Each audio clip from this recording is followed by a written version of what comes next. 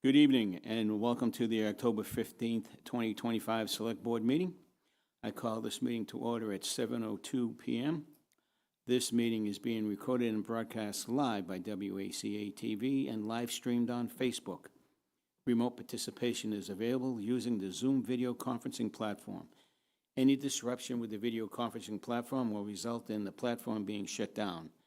In the event of this disruption, broadcasting will continue on WACA-TV and live streamed on Facebook. Good evening, everyone, and right now I will ask for anybody that's here this evening or watching on Zoom, if we have citizens participation, anybody that's here for citizen participation, please come on up to the podium, identify yourself, and you have the floor.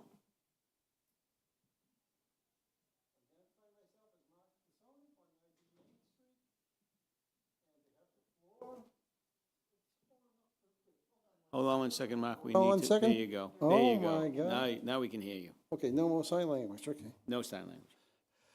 Good evening, Mark Sony, 119 Main Street. I would like to ask through the whole select board about a town result so far about the 40B projects. I know it's on the agenda. And the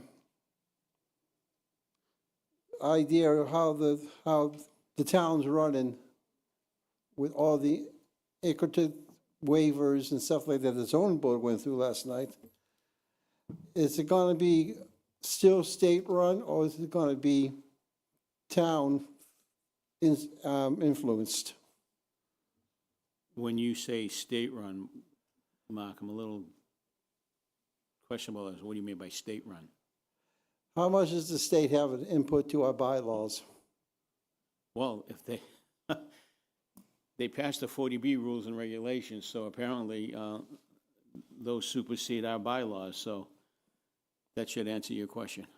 It doesn't, and it hasn't changed about, it's not exactly helping this town with what it is right now, because last night's zoning board, they had the mill building, and they had the Waverly Street going on last night, and they had went through waivers, and I says, no, there's a lot of state input that's in those, and I just want to make sure that the town is going to be the recipient of these, and hopefully the town can be comfortable with the state, because the state is not making it comfortable for the town's citizens. Well, at one point, 135 was run and operated by the state. Now, we have taken that over, so I don't know how the state's going to get involved on a project that's on Route 135, which we have control over. Not like 126, where the state has compliance of the roadway and has their responsibilities for maintaining that road. So, Well, not the road itself, but that project that's there. It's a 40B. it is a 40B. So the same regulations that are being upheld now for 1060 will be similar to what's at 61 Waverly Street. I don't see much difference between those regulations and the current regulations that are being bypassed. So it's going to be the way it is, no matter how the town reacts. It's going to be a state basically run. No. Go ahead, Ilana. So Mark, a couple things to clarify. So 40B is a state law as to how housing can be created and how developers can be allowed to come into your community to build housing. Right now, and I have not been following the ZBA quite as much as I know other members of the board have, what happens is our ZBA has our guidelines, but they also have guidelines from the state. And my understanding is last night at the ZBA, they were going through some of the issues that we were hoping to get some waivers on because of what's going on in Ashland. So I think the state, when you say the state, they're not necessarily actively involved in the program, right? There's not someone from the state going, okay, you have to do this X, Y, and Z, but there are guidelines from the state that we are working with, that the developer comes in with, that we then in our ZBA work and hopefully can create a project that works as best as it can for Ashland. That, I mean, if that's what you mean by the state, I think Yeah. that's where we're at. I don't think I could be wrong, but I don't think personally there's one person from the state coming and watching our ZBA meetings to make sure we follow the guidelines. I think our lawyers and their lawyers are making sure things are happening, but I think that's the extent of the state involvement at this point. And that's what happened last night with doing the waivers at ZBA, and the lawyer that was here, the counsel that was here, is our counsel, but he has to go by what the state guidelines are too. Yes or no? Well, Go You ahead, know, you were paying more so more attention to last lawyers. night, basically what happened was our ZBA went through the waivers that they've requested, because they have to still request waivers of our bylaws, right? And so we have to have good reason to not allow them to waive certain things. And so what happened last night was they just reviewed each of the waivers that they've requested. And then what happens is our ZBA will respond on each of those waivers. And in some cases, they'll put conditions in place based on what the waiver is requesting. And some of the waivers are just very, administrative. They're just a matter of kind of checking a box. But some of them are very substantive that needs to be responded to, and we have to think about what the impact of that waiver is to the community and to whatever that waiver is addressing. You know, we have bylaws for a lot of different reasons, right? And they are to protect the community and the people in the community. And so, With the public safety matters being one of the top priorities when it Yeah. comes to conditions. so anyway, so that's what'll happen next is maybe the next ZBA meeting, there might be some more questions regarding the waivers before we will then adjourn that hearing. That hearing is set to be adjourned at the 10:28, 25 meeting, at which time then they'll start a clock ticking for us, that we have 40 days to respond to the waivers and put conditions if we so choose. And so that we'll have 40 days from that closing of the hearing. And my main part of that is the conditions. How far can they go if the ZBA puts them in? How far can it be a good thing to keep in, or is the state law gonna overgo the conditions? Well, the contractor has a right to appeal any decisions that are put on, any of the conditions that are put on this project. So if he wants to take that and go into the legal aspect of it, he has a right to do that. Yeah, he can appeal it to Mass Housing. But I think there's a fine line to walk with the conditions in terms of making sure that, that they're so strong on our end, any conditions we put in place, that we actually stand a chance of having them, live through an appeal with the Mass Housing. And we also even walk the fine line, right, of making conditions, putting conditions on there that are kind of weak and maybe are just a matter of trying to make the project become uneconomical for the developer, in which case then we could kind of lose our ability to make any adjustments to the project and allow him to kind of go forward exactly the way he wants. So it's kind of a fine line that we walk. I don't know, Michael, if you want to.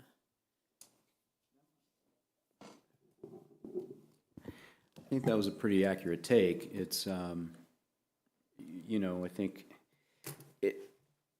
what the developer has to make a decision on when a condition, or when a decision is issued with conditions that they don't agree with, is they have to, the technical term is they it has to make the project uneconomical for them. And so they're required to make that case before the HAC and show how a condition is, either I don't want to say impractical. I don't think that's the standard, but whether or not it makes the financing of the project uneconomical. That's the key. And then, Mike, and then from that would be how ethical is it for this town itself, but the developer can step up and go to Mass Housing Court and have a hearing. And that would almost cancel out the economic things for this town, how the housing would think about it. Yeah, I mean, Mark, I think, you used the term ethical, and I'm from what I've seen so far, I'm not necessarily sure ethics have much of a role in 40B. If it feels that way sometimes. But, yeah. Yep, and that's why I've been handing things over, writing things down, passing things in to the town hall here. My thoughts that the town is going to be outgrown, and with traffic, and housing authorities can rule over traffic conditions in their hearings.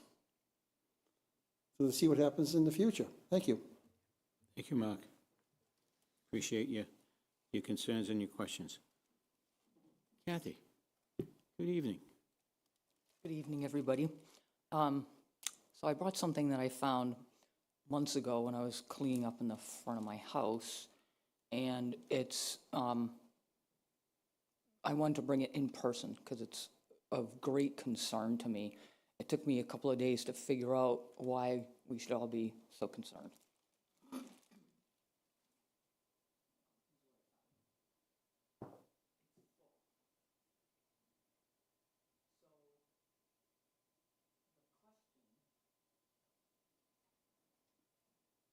And I'm sorry I cleaned it off because it was a lot filthier when I found it. It was under a bunch of leaves. Is why don't we ever find them full? And I'll tell you, it's because if a kid finds them full, they get their friends and they go, take a taste, find out how it tastes. The problem is that these nips are everywhere in our town. It's an epidemic. I hear there was some guy that brought in like bags of them that they pick up. I was really sorry to hear that because I would have saved all mine and brought my bags in because there's tons of them. So for starters, we should be seriously lobbying whoever we need to lobby to get the state to recycle them because it's just trash and plastics. This one happens to be glass, but that's a rarity these days. We need to put up signs at all the entrances to our town about the state fines for trash, because trash is an insane epidemic in this town too. People just go along, I hear it when my windows are open in the summer. I can hear it hitting the road, and I'm like, oh great, there'll be something out there when I walk the dog. 9 times out of 10, there is something out there. And it's mostly fast food. So we need to really talk to every single one of those businesses and get them to put signs up. Dispose of your trash properly. And the nip bottles, I mean, that's something where they're disposing of the fact that they're drinking and driving. They don't want to get caught with that stuff at all in their car, so they throw it out. And there's no good way to do it other than to ban them in town, and I'm sure every single liquor store is going to screech and yell about it because they make a lot of money on them. So somewhere in here we got to have a better way to deal with this, because this isn't. Yeah, right. This subject was brought up a while back, and we did some research, and I believe there was 1 or 2 towns that had nip restrictions, non-sales in their town.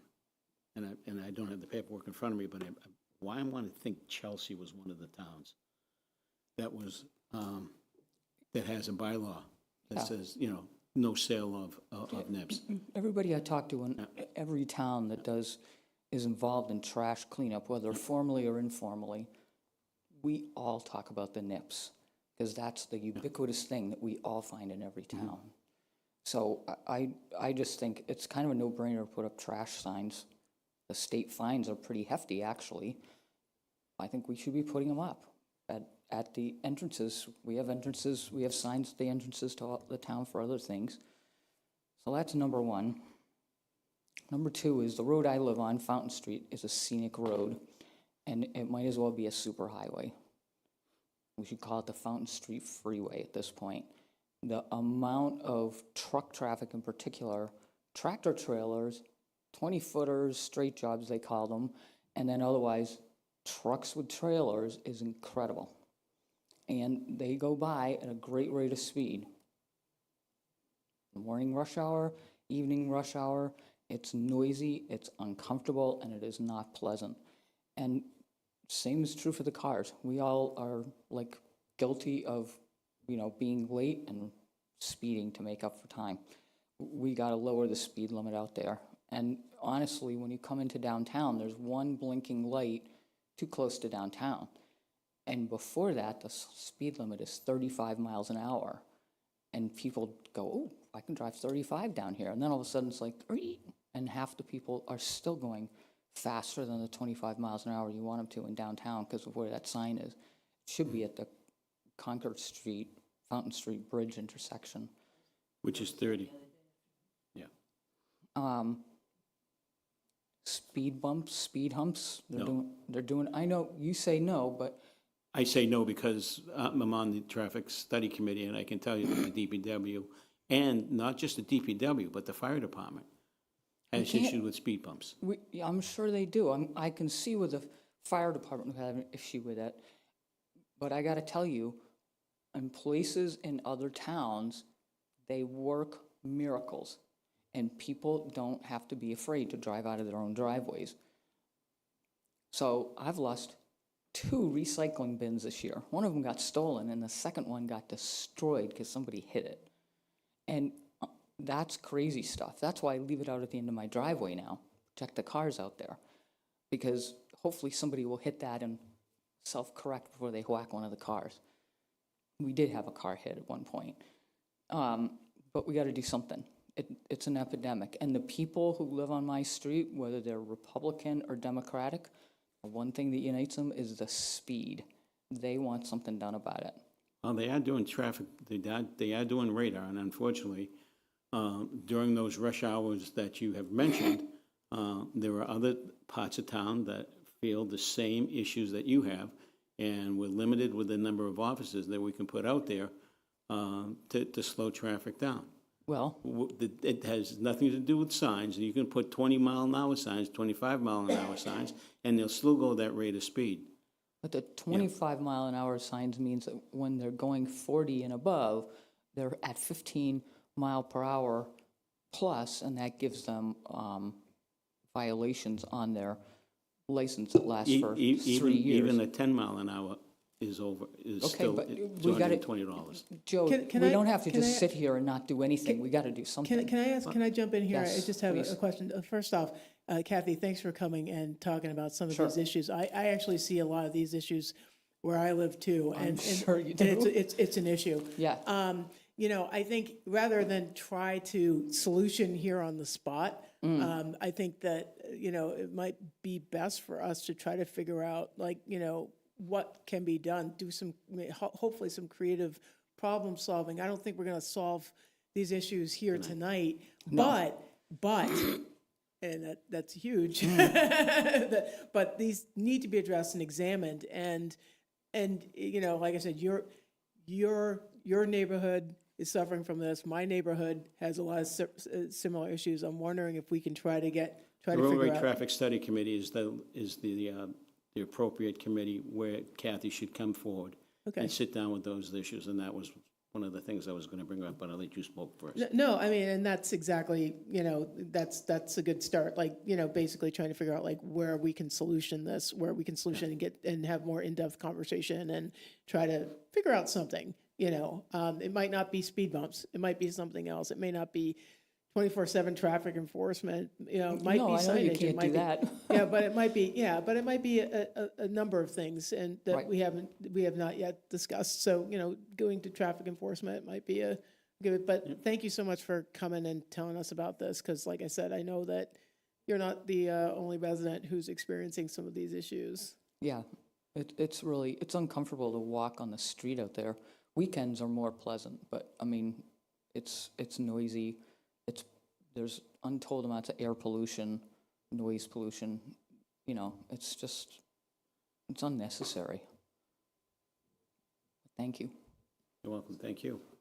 I would also suggest you draft off an email to Chief Rossi with respect to some of your concerns that you have, and she can forward those down to roll call to make sure that officers are out there doing, you know, individual speed radar details throughout the morning hours and evening hours. And maybe Michael can talk to the chief a little bit too about that. That would be great. And then just one other suggestion in regards to the NIPS, for it to really make any difference, it's gonna have to be a state issue. Because if we ban them here in Ashland, they're gonna get them in other communities, and then we're just penalizing our liquor retailers for something people can get in other towns. And I think that's a great point, Yolanda. And also, when we had that discussion before, Joe, that's the other thing, like, we don't know if people are actually buying them in town and disposing them in town. Like, there could be, you know, that nip traffic, especially on the main thoroughfares, are coming from outside of town, most likely, people, you know, drinking and throwing in progress. So, yeah, I agree with you 100%, Yolanda. I think if we're going to do something about the NIPS situation and really solve it, it's really a state issue. But that's something we should take a look at. That's probably a topic that we can bring up at our legislative meeting. Yeah. Well, the other piece that you don't know is that I frequently find coffee cups from Honeydew or Dunkin' Donuts or the other one, Starbucks, and nip bottles in the same bag. If you smell the coffee cups, they've had liquor in them. I'm sure. So I'm guessing people do that it. a bunch of that might be coming from out of town, but I think another significant portion of it is coming from our town. And in part, they're getting rid of the evidence. They might have it in a water bottle or some other thing in their car, you know, and it's a problem for us, but we got to It's a problem for everybody, not just Ashland. Other regional towns are experiencing the same issues. We're not alone, thank you. Yeah, And far from it. if I remember correctly, I think the state was pursuing a bill that had a deposit on NIPS. Yeah, And that was how they were hoping to address it. But to Joe's point, we haven't gotten an update on that, so we can, Do you know who was sponsoring it? I don't know who was sponsoring it, but. I don't know how but far was it went in- either. I think, Yeah. I'm getting an echo here. I think it was in the House. I think Representative Lewis, I'm not exactly Supported it, sure. but I don't think it was Yeah, his. I don't know if he, I don't think he I don't was think he was a part of. he wasn't the, He wasn't, He wasn't the author of it. no, Right. yeah. But Okay, but but I'll we'll get write an and find update. out and see what's going on, because it's time, we got to do something. Yeah. So thank you. No, thank you for bringing up those concerns. And that's something that we are not unfamiliar with, unfortunately. But thank you. Okay. 7:30 or 7:25. We have a few minutes before our 8 o'clock appointment. So if you would like, I would skip down to the consent agenda, and I'll ask. Sure. We could do that. I think we could do the consent agenda. That's real quick. Unless there's, I'll second that. all those in favor? Aye. Aye, that's 5-0. And sorry, I did not have my mic on, but hopefully I was loud enough. I usually am. There we go. Now my mic is so close that I have reverb, so. Okay. Let's see. Discuss the capital plan. We will Go for it. go for it. All right, so we received approximately $11 million worth of requests for FY '26. and we're estimating about $1.2 million for capital. We do not have our free cash number yet, so this is, again, just an estimation. And so you guys should have 2 spreadsheets. And so I'll explain, we're gonna look at the one that's highlighted green and gray. So we used a project scoring. Oh.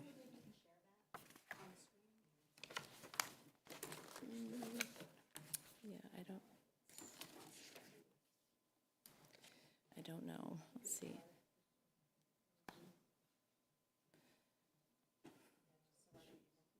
Right.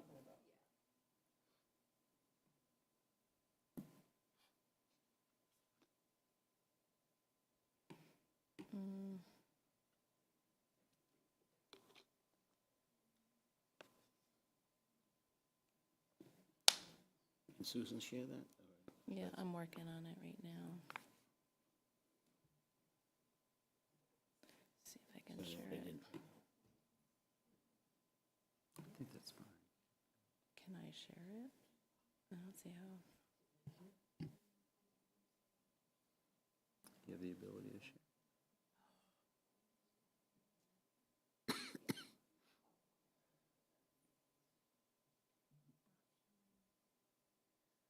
You want to do that? Okay. Yeah, try it. Sure.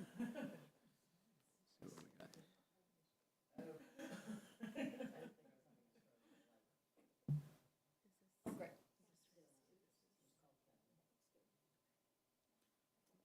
While we're getting this ready, Kathy, I will email you our next meeting, Roadway Traffic Study Committee meeting. I believe it's in 2 weeks. And I'll send an email to you where it is and what time. So if you want to be present for that, you're more than welcome to join us. Okay, I'll get it from her. Ready? Yep. Okay. All right, so what we did is we used a project scoring matrix that was developed by the Collins Center to evaluate the capital requests. And then we asked each department who had projects to rate their projects in order of priority.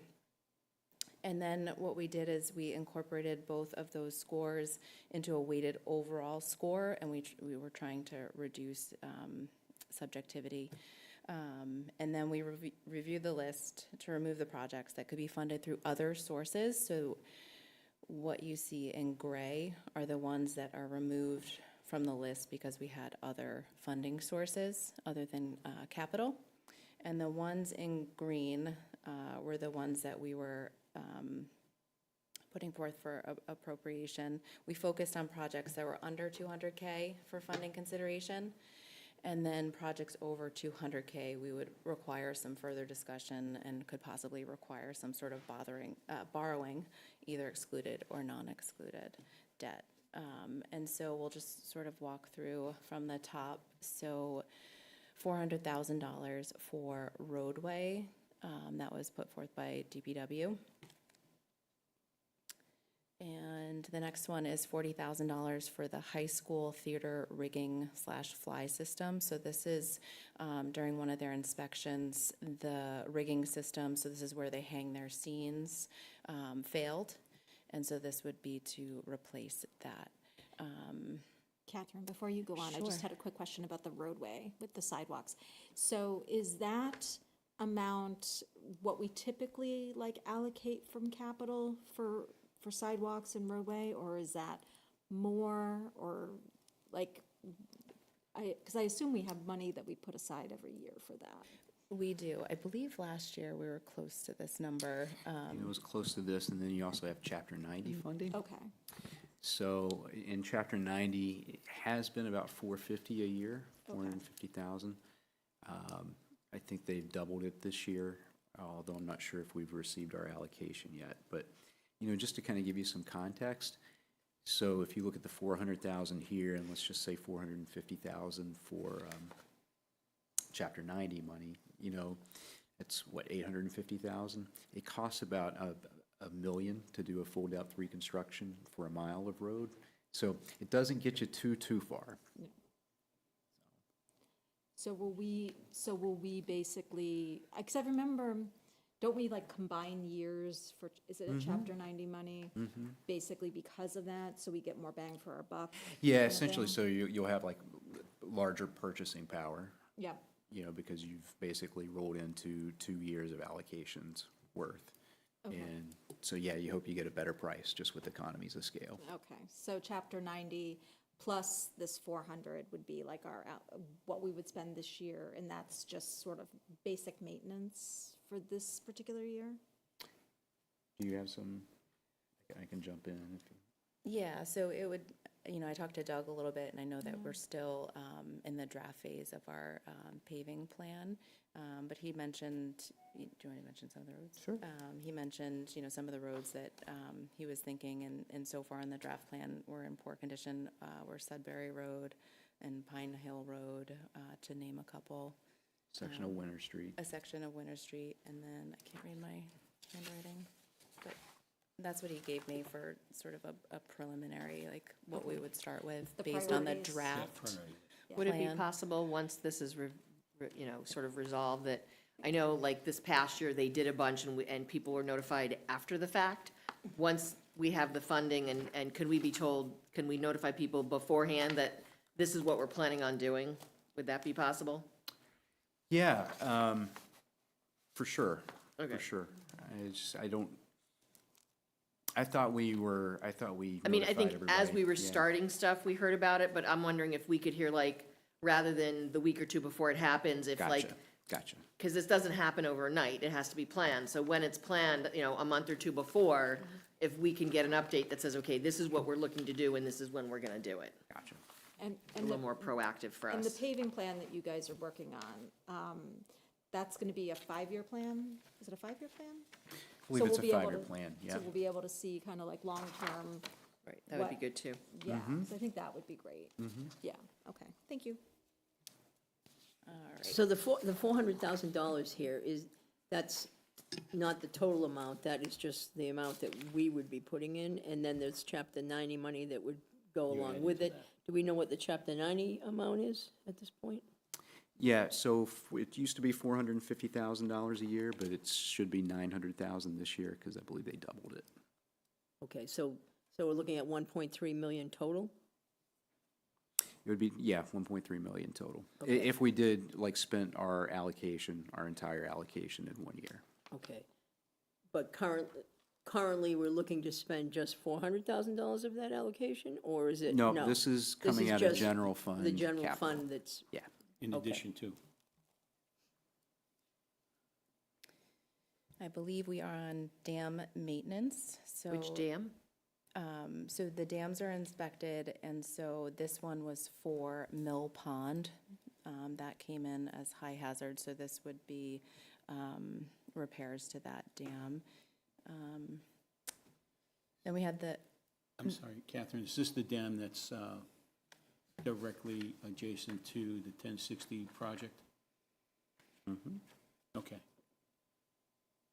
There's maybe a point of clarification that maybe some sort of allocation could be, Made by part the of it. developer? yeah. Yep. Mm-hmm. Certainly ask. next we have Can't hurt the. to ask. The middle school skylight railing, so this is for the rooftop, so when they have snow and whatnot, there are rails that go around the skylights for safety, it's an OSHA requirement. Next is for a Toro lawnmower, this is a 136-inch deck for DPW for $125,000. Yes. It ain't a John Deere. No. No, could be a Caterpillar. And then $48,000 for flock cameras. So these are cameras for our PD and essentially would connect them with other towns that have flock cameras. And this would enhance public safety as well as actively help in police investigations. And I believe in 2024, it actually, flock cameras assisted in solving an armed robbery.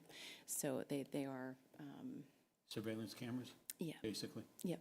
and So is they're, that pu- for, I'm sorry. No, Go go ahead. No, So those are for the cameras and the networking, or just the cameras? Like, is it, what's that for specifically? So the quote that they gave us, it was a total of 8 cameras specifically for, that would be in Ashland. They're $3,000 per camera. Is this what you're asking for, or are you asking for more details? Okay. And then, let's see. Then there's an implementation fee for each, and then there's a yearly fee after that. So it's $48,000 for the first year, and then $24,000 year after year. And that's to stay within the system. Yep, Okay. yep. And they'll have use to cameras, the flock cameras in other towns. Like it integrates with all of those. Do we already have some flock cameras in place? I don't think we I do. don't think we do. And so if it's Help with the- possible and to say publicly, where would one of these cameras be, for example? I think the ones that we're talking about are downtown, 135, and was there another? I'm gonna look, see if So it's, when you say that they were used to help solve a crime, not here in Ashland, in another community, because you just said we don't have these yet. yeah, so this, So this is kind of a new initiative. This is because. It sounds like it's a It new just sounds like a new initiative. initiative. It doesn't sound like these are replacing like, or expanding like a local, Okay. our local camera, local traffic cameras or anything like that. This is an Do entirely we have different. local traffic Do we, cameras? do we do. currently, yeah, we do. We do Okay. have local traffic cameras, but these are different. Right, these are interconnected through other municipalities, so Right. if there's an ongoing activity in one town, Right, no, I get that they're, so it's a system that obviously is being used in other communities. We're now looking to add and bring this program to Ashland. Bring Yep. this to Okay, Ashland. so it's this a is new thing, Yeah. it's a new Just to be clear. program, they're new cameras. Yeah, Okay, just want to be clear on that. And the integration, does it happen automatically by our participation? Or does another town have to say, we want to look at some video footage that was in Ashland on such and such a date and time? That's Do a we good know? question. yeah. Yeah, it is. I'd like to get some details on that too. I'm just curious to find out like what it is and how it works, because it is a little bit of a different. Yeah. It's different than what we've been doing before. And I think residents would probably be very curious about what these cameras mean and how they would be used. And what branches of law enforcement might have access? Exactly. Okay.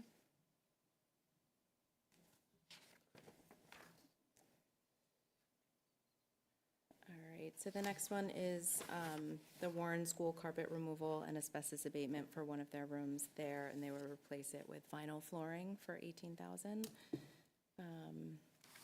that's one classroom. Yes. And I know I have the room here somewhere. I'm surprised that wasn't done when they did it all. I can tell you the room number. Asbestos abatement could take. If it really has asbestos, it could. It's expensive to remove asbestos. Yeah, yes. very Everything's expensive. self-contained. Yep. And the next one is $15,000 for the high school exterior elevator and their stands. So this has been down for a few years, and this would require some technicians to come out for 8 to 10 hours and get it running again. And then just wanna So basically, it's maintenance, but we're handling it under capital? Or are they replacing it? And so this is for repair or replace. It looks like they are saying, Find it hard that we're doing repair work under capital. It's not handled in a maintenance or a, so it's been down since 2021, and so this is a repair. It will include battery replacement. That's what it says. And is this the elevator at the turf field? The football field? Is that the elevator? that's the only elevator there is at the high school, is at the turf field. Well, there's elevators inside. Inside, yeah, but this Yeah. says in the grandstands, right? It says external, well, no, exterior elevator in the grandstands. Yep. Yep. Okay, so this is just a repair. Yes. It's Next a long up, time for it to be out of, it's been And a it's long under a time. capital expense. The next is the Ashland High School rear entrance auto door, and that's 25,000. And so right now, it's not set up with auto openers, which it should have the accessible, the ADA openers. And they also want to put on a fob system. And so this would be, Fob system for the whole building or just no, for the rear just door? for those doors, yep. Yep. The next one is the heating, and what's the HVAC unit at the library for 32,000. So that unit is, has failed. And so we need to replace the unit as it's one of the main units to supply heat, and we're getting into cold season. The next one is the BMS system, and so this BMS system is actually at a few buildings, and so we're looking to upgrade the town hall system. So this controls our HVA system. This is sort of like the brains of what we have here at town hall, and so right now the software and hardware is no longer supported. We need to replace it, so that way we have a way to control all of those items. It says public, from the notes, it says public safety Yeah. building, DPW substation lighting and garage controls. Yeah, so it does a lot of different things, and so the main one that they want to do is actually here at Town Hall. It's this is how the request was put in, but it is the BMS system here at Town Hall. They all need to be updated in different buildings, but they want to start with what they're calling the brain. BMS stands for, It stands, Building maintenance system. thank you, you're Building quick. management or maintenance system. Yeah, it is on here somewhere. Thank you. Yeah, building management system. you. The next one is the urban tree management plan. And so this is to create a plan for the trees, a plan, inventory, risk assessment, and then an urban forestry plan eventually for the trees in the right-of-way. So, and that Becca put together a pretty For the whole comprehensive town, plan. for all trees and right-of-ways? It's a significant amount of them, but it does cover the whole town. And this is one of the reasons this is in here, I think, is, if you remember, as we were going through the comprehensive plan, you know, an urban tree management plan was part of the strategies that were outlined there. Yep. So what we're trying to do is we're starting to align, or we're trying to start aligning some of our expenditures with more of the strategic priorities that are listed Okay. as part of that. Great, okay, thank you. All right, next is the new AV system at Ashland High School for $137,840. Does anyone have questions on that? I think Yeah, so. what does it include? Yeah, I was gonna say, is that the Hopefully a new auditorium? projector, for the hopefully, auditorium. Yes. Okay. for the auditorium, right? Yeah, so it's Oh, pretty they were having issues with their comprehensive. speakers and their sound systems and, yeah, they've actually been using a portable projector, Yeah. if you've Right. noticed at our recent meetings. Town meetings, Yes. yeah. Yep. Yeah. okay. Yeah, they gave us a pretty comprehensive quote that includes everything. Okay. So it's the new high school, but it's 20 years old, and The new 20-year-old high school. when you Well, think and- about and how even- technology's And changed even in when it 20 was years. created, you know, I mean, when it was put in, it had some deficiencies, so. So if these appropriations come into play in November, when will we start seeing these items being replaced or being worked on? I'd say, Soon. you know, throughout, well, you'll have to, some of these have like a procurement process that's Yeah. associated with them, so you'll have to go through that, and even if it's just as simple as getting 3 quotes. And I think, so there will be some time to do that. Obviously, just with the personnel involved, we're not gonna be able to do everything at once. But I would say through the course of 26, calendar year 26, probably going into calendar year 27 a bit, you know, some of Okay. these things might be wrapped up. Thank you. Just That's the give people a plan. timetable. Right, yeah. All right. All right, the next one is a tire machine for DPW. So this would be able to replace tires small to large. So right now, when we have the trucks that have the really large tires, we have to send them out, so it takes the truck out of commission for a while. It also takes, a staff member out of the office for quite some time. So we're looking to bring that in-house to reduce that and increase productivity. The next one is to replace the great room floor at the community center, and that estimate was $45,000. So the last time the floor was replaced was in 2009.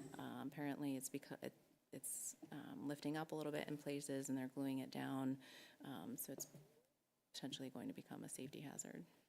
Was that part of the flood issue that we had in the recent? No, it's on the other No, side of the On building. the other side, okay. I have a question about that. Was there some money allocated by the state for the community center in this year's budget? And how's that working with whatever amount you're proposing here? Is that, I'm just kind of confused on like what Are you those talking about funds the are for. 125? I believe that was specifically, Is well, that specifically for something? I'm just trying to, the language is kept, I think, pretty general in order to give us some flexibility. But the original intent was to help finish that, or do that patio okay, that was supposed to be on the side as Yeah, you yeah. kind of walk in there. So Rep. Lewis was able to get us $75,000. When we went out to go out to bid, it ended up being closer to like 150. So Okay. we needed some help, some extra help. specifically for that. Yeah, but we did leave, so we had 75, bid came in at 150, so that's a $75,000 delta, but we got $125,000. I believe that was the amount in this latest earmark. So we needed to have some flexibility in the language if we had some money left over from the patio, that we could use it for other things Okay. Within the building itself. within the community center. So what's that Yeah. total amount there for the green items there? That comes out to approximately 1.2 million. 1.2 million. And we don't have our free cash number yet? Not yet. No, we feel like that's a safe number right now. There are a couple reimbursements that we're still waiting to come in, that could maybe reduce that if they weren't in time, like according to the deadline that the state sets for free cash certification. So that's just something that Stephanie and the state will have to kind of work through as they're going through the process. Any other questions? Okay. All right. So this Thank you. will get presented at town meeting, but not, it'll just be the full amount, right? You don't go into the detail of all these items. No, we will list the items, but it's not an individual vote on each one. Right, it's a for the- vote on the On amount the that's bottom line, presented, yeah, exactly. okay. And just as a reminder, what that does is that gives us flexibility, so if we do Right, go if out to something bid. goes over, something comes under, we can Exactly. move around, yeah. Exactly. So the other document that you guys had in the packet on budget, are we going through that tonight too, or? Because that's more like a longer term, Yeah. like how we're gonna allocate capital for the next 3 or 4. So it's a 5-year plan. So 5 years, when, yep. yeah, when department heads put in their requests, they fill it out for the next 5 years. So I included that because I know you guys had Okay, asked for so that that's more information. just for our, Yep. for our information, okay. Yeah, because it'll fluctuate pretty significantly. No, that's good, through the that's years. good. And so the things that are listed on here that aren't allocated this year are, and I haven't compared it, so, but I assume they're in that 5-year plan somewhere, generally speaking? You mean the ones that we did not fund? Yes. Yeah, so next year, or coming up soon, I guess in January, when we ask department heads to put in their requests, they'll put in the ones that they still need. Okay. Some will find other funding sources. Gotcha. Yep. So are the ones that were listed in green tonight, were those taken out of this 5-year document? Or are they still in the five-year on the document five-year. still as well?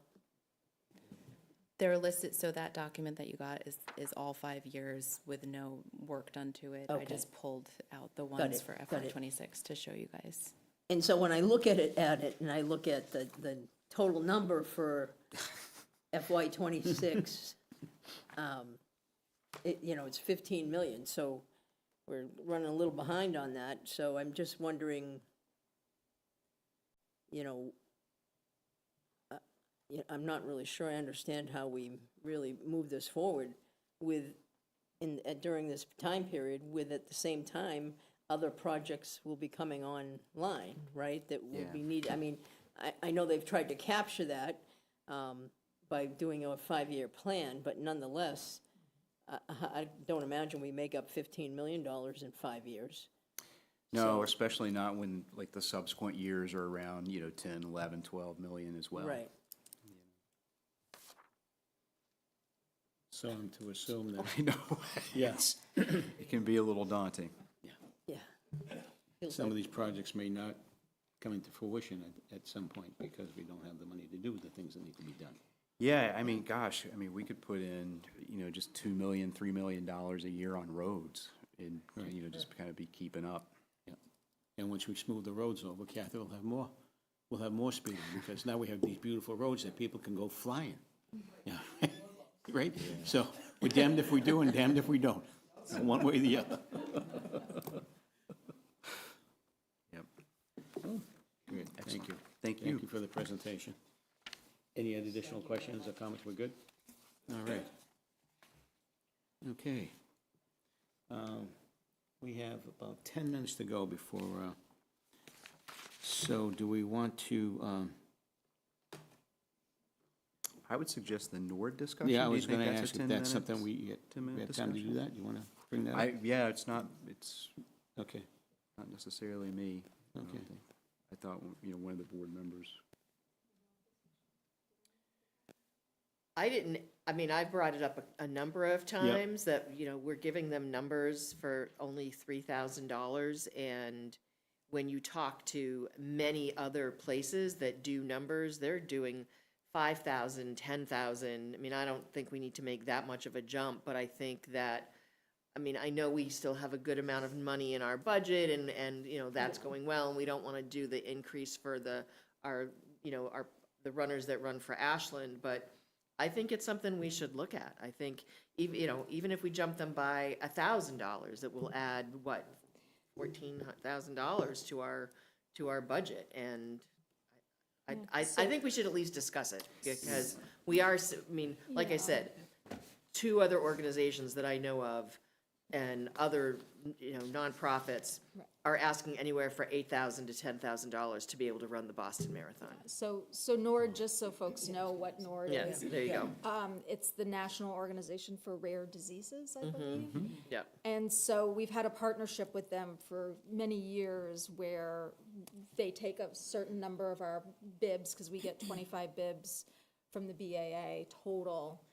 And historically, we haven't had a ton of people that have gone into the lottery for the bibs. For our number, For for the our numbers that numbers. we hold on to, yeah. So historically, we've given NORD 10 bibs. They use that as a fundraiser for their organization, because they would never be able to get 10 bibs from, say, the BAA charity group. And so they write us a check. We ask our runners to raise $3,000 each.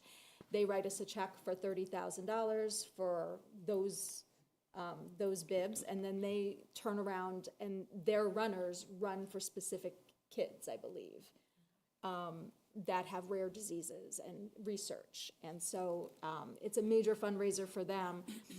I wasn't sure, Do we know if they only require their runners to raise $3,000? No, they use it Or as do a- they use, are their runners required to raise more? I don't know what their runners are required Okay. to raise, but I know that's their fundraiser. My thought, and when I saw this, my head was thinking, do we want, when we've talked about this a little bit too in the past, do we want to, we've had so many runners. I think Susan said, we had over 200 entries into our lottery for this upcoming marathon. Really? And so I That's think, awesome. which is amazing, and we Well, we but I have- think that's why, right? Because we only require people to raise $3,000. So, yes, so the $3,000 has been really manageable for our runners to be able to raise, which is really great. And we've been able to use those funds to fund our BAA grants, and we've got a sizable amount of grant funds still in that pot. So we're gonna be going through that, and the grant requests coming up soon. But, you know, I think for me personally, one of the questions is, like, you know, do we want to continue to give Nord 10 bibs versus, I think the reason we have 200 people applying for our numbers is because we only required them to raise $3,000. I still feel very strongly like we shouldn't change that number just to change it. Like, and if we have requests coming from the community of grant requests that are more and above what we have funds for, I would say then we should look at it. But I love the fact that we Right, make it very but I think manageable. that's why we're getting so many people looking for our numbers. Well, that and AI, that helps people find these. That's So, Right, oh, I'm the- sure. The question I would ask is, how many of our Ashland runners aren't, because then we give them priority, so how many are we turning away? And I agree with you, Brandy, I think if we were gonna look at what we would do, I would say maybe hold some back. In terms of raising the, you know, just without having had too much discussion about it, or the thought about just raising it and charging Nord more, you know, they're giving us what the runners would be giving us, so Right. I feel like that's fair, we're getting that automatically. Yeah. But I would consider if we have a lot of Ashland runners that we're turning away, then I would consider maybe reducing the number we give to them. I would agree with you, Claudia. And I think for all the things that we said, not to reiterate, you know, I think it's a good idea to keep that Ashland dollar amount where it is, mostly because, like you said, it's really, if we've still got money in the pot that we can disperse and we're not, like, you know, running dry on that, I don't see why we would raise that requirement right now. But if it turns out, you know, there's more, then we should look at that. And I strongly believe that local folks should be able to have this opportunity to run for Ashland. So if we can increase that number, and also just make sure that folks who are running for Ashland, we just need to make sure that they are residents in town as well. You know. Or just to make sure- associated with, right? I mean, we've had it where Residents are they haven't been living in town, but they've been a school teacher in town, or a Absolutely. And you're running firefighter, for or a something police officer, within the Right. town related itself. to Ashland. As long as we also get a little bit more specific on what related to means as well, to make it more fair, because related to might be like, well, my cousin is related to me and I live in Ashland, so, you know. Somebody She's see some eligible. PO boxes on the, No, and in the interest of fairness for all the people involved, but yeah, I think, I love seeing the community spirit Yeah. in people willing to get out there and run for the town, so. So That's I what it know was Susan originally. just pulled the names for the lottery for this upcoming April. Susan, do you know how many off the top of your head had applied that were affiliated with Ashland? We had 49. 49 through, okay. That's a lot. Yeah. It is a lot. We're turning away a lot of Ashland. Yeah, Yeah. a lot of Ashland Yeah. folks. But then again, we have to make sure that, you know, related to Ashland, we just Yeah. need to make sure. Well, is it time to ask the BAA for additional bibs? They gave us a couple. They They gave us more, and they took away from some other organizations Okay. about two or 3 years ago. Okay. Oh, they did? Oh, wow. Yep. So I guess the other question is, I know, Susan, you talked to Nord, you're the main contact with them, and I know they appreciate the bibs from us. Have we communicated anything to them for this upcoming April?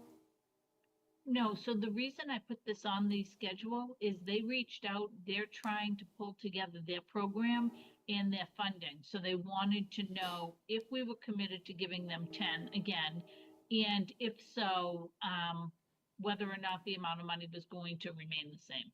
Okay.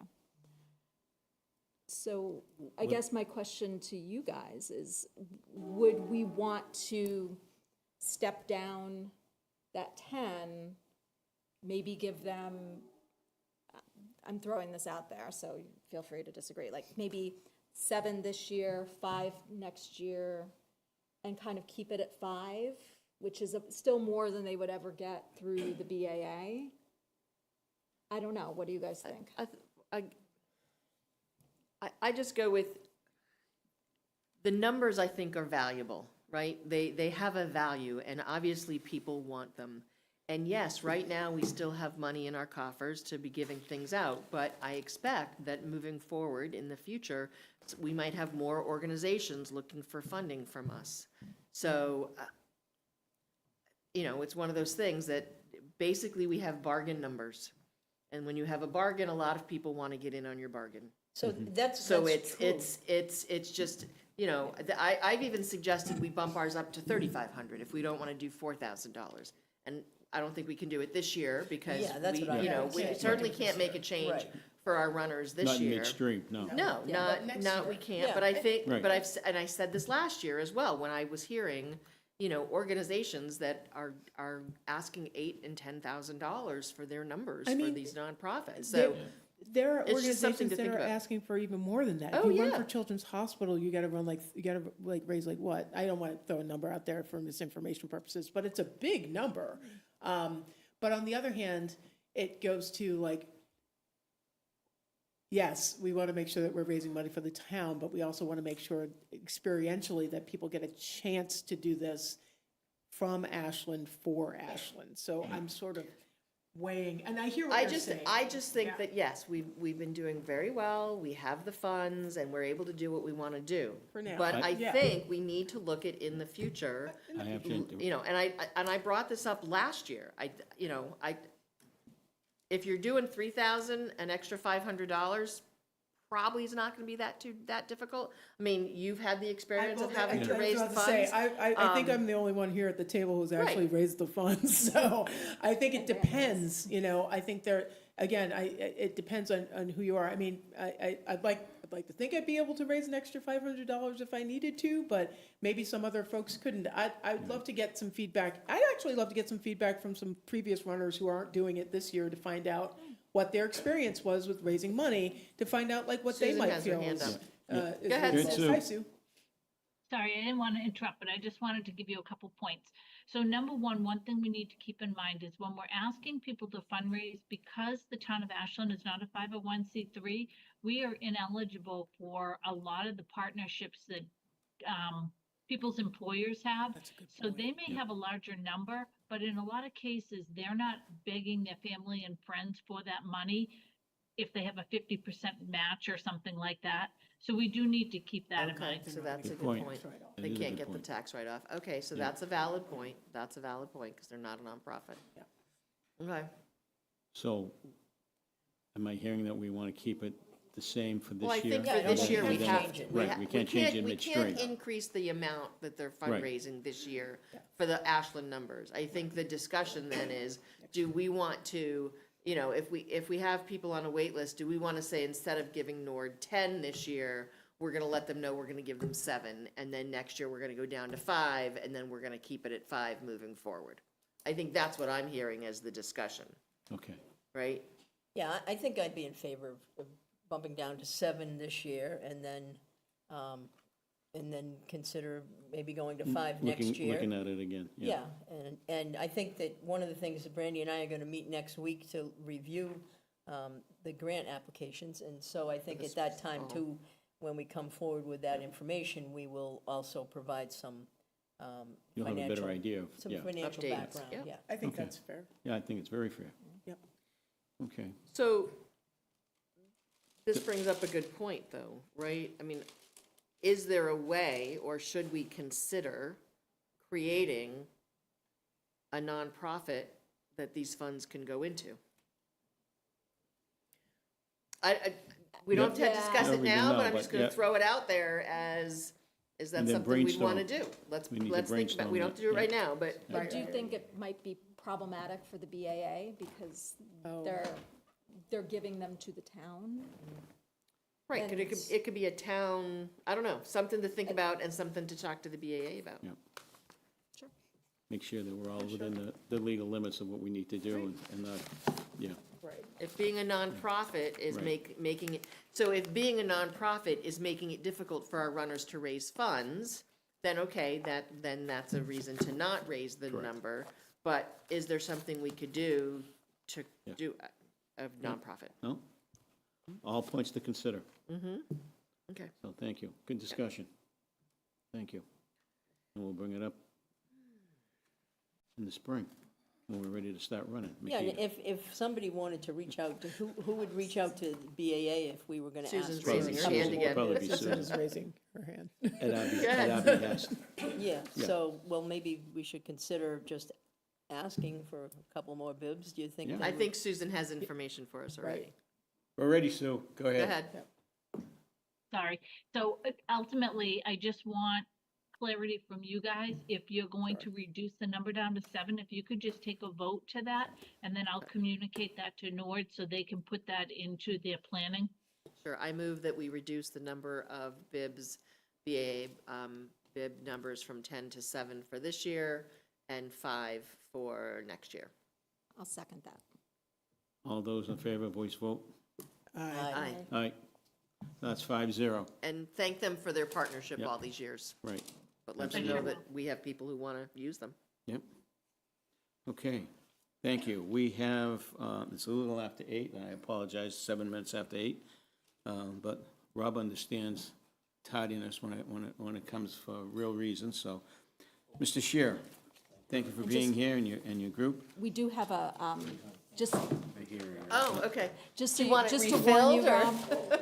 Just to warn you, Rob, we do have a public hearing that we're gonna have to open in a few minutes. Yep. So just, I thought it was 8:15, right? Yeah. yeah, and it's. Yeah, and it's, All right, so 8:08. Almost. 8:08. let's see how we do then. Okay. And Susan, you want to come up here?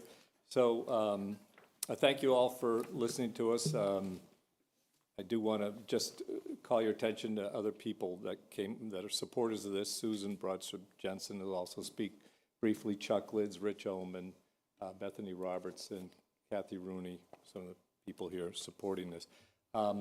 So I'm presuming you've all had a chance to read this or pretty much aware of what's in here. And by the way, congratulations, Joe, on being Clocker of the Year. If you had started us 7 minutes earlier, I would have given you a little speech. No, that's, But, The irony of that. yes. thanks. Yeah, yeah. So, briefly, and Susan's going to talk a little bit, but briefly, what's in here is really very simple. It's asking the town meeting members of the town of Ashland to make a statement about our relationship and our feelings about Elon Musk and his activities. And this is unique, but these are unique times, and he's a unique person. He's done unique things which have damaged us and our citizens of Ashland. So for the reasons enumerated there, and he is, he is still very active in a wide variety of ways. He's, for example, threatening Netflix about the California election. So, just boiling it down to its simplest factors. This asks the town not to do business with his companies, to write a simple letters to the Middlesex County Retirement Board about not investing in his companies. And there are probably millions of dollars of Ashland employees in that pension fund. So it really is a real connection. So this is a real thing. The other main thing in there is to discontinue using X. X is his social media platform, which he uses as his speaker to spread his thoughts in a very unethical and many people say racist and dystopian fashion. So the question to ask yourselves, and I think it's a simple one, is do we want to continue supporting that activity? Because every dollar we spend or may spend, our support for X, our continue investing in his companies, gives him more power to do more things like that. So I know this resolution is very careful to say within the law, within what is allowable by law. So we're leaving it up to the agents of the town of Ashland to interpret and enforce this properly. It's not, but this is the sense of the citizens of the town of Ashland, instructions to the agents of the town of Ashland. and we're, basically just taking a stand here, based on what we know. If you think that Elon Musk's activities are okay and not that big a deal, then you simply vote no. But I think if you're like most of us, understand that we're at a uniquely dangerous point in American history right now, and he is one of those agents. Do we want to continue supporting him, or do we want to send a message? So that's my simple take on this, and ask you to consider it, so. Good evening, everybody. Thanks for having us tonight. Susan, I just need for you to identify yourself, because some sorry. folks may not know who you are. I'm Susan Brostrup Jensen, Ashland here, resident here in Ashland. And I guess I would just sort of echo a lot of what Rob has already said in terms of the uniqueness of the time that we're in, the extent of the damage that's being done to resources, programming, infrastructure. And it is, even though we may not yet be feeling that significantly here in Ashland, it will trickle down to us eventually if we don't continue to take a stand in ways that we can against that. So, as a parent, my children have just recently finished with the Ashland school system, but as a parent, I think, having X be the main way of communicating out to the public from the school system is problematic and draws, as we look at sort of the impact of social media on our youth, it sort of draws them further into that particular social platform, which is problematic. And then also from my perspective as somebody who has been trying to organize some momentum here in Ashland, I think it's easy to feel like, what's this one thing going to do? How is this one thing going to make a difference? But I think if people have the wherewithal to stand up and do that one thing, then other people start to follow.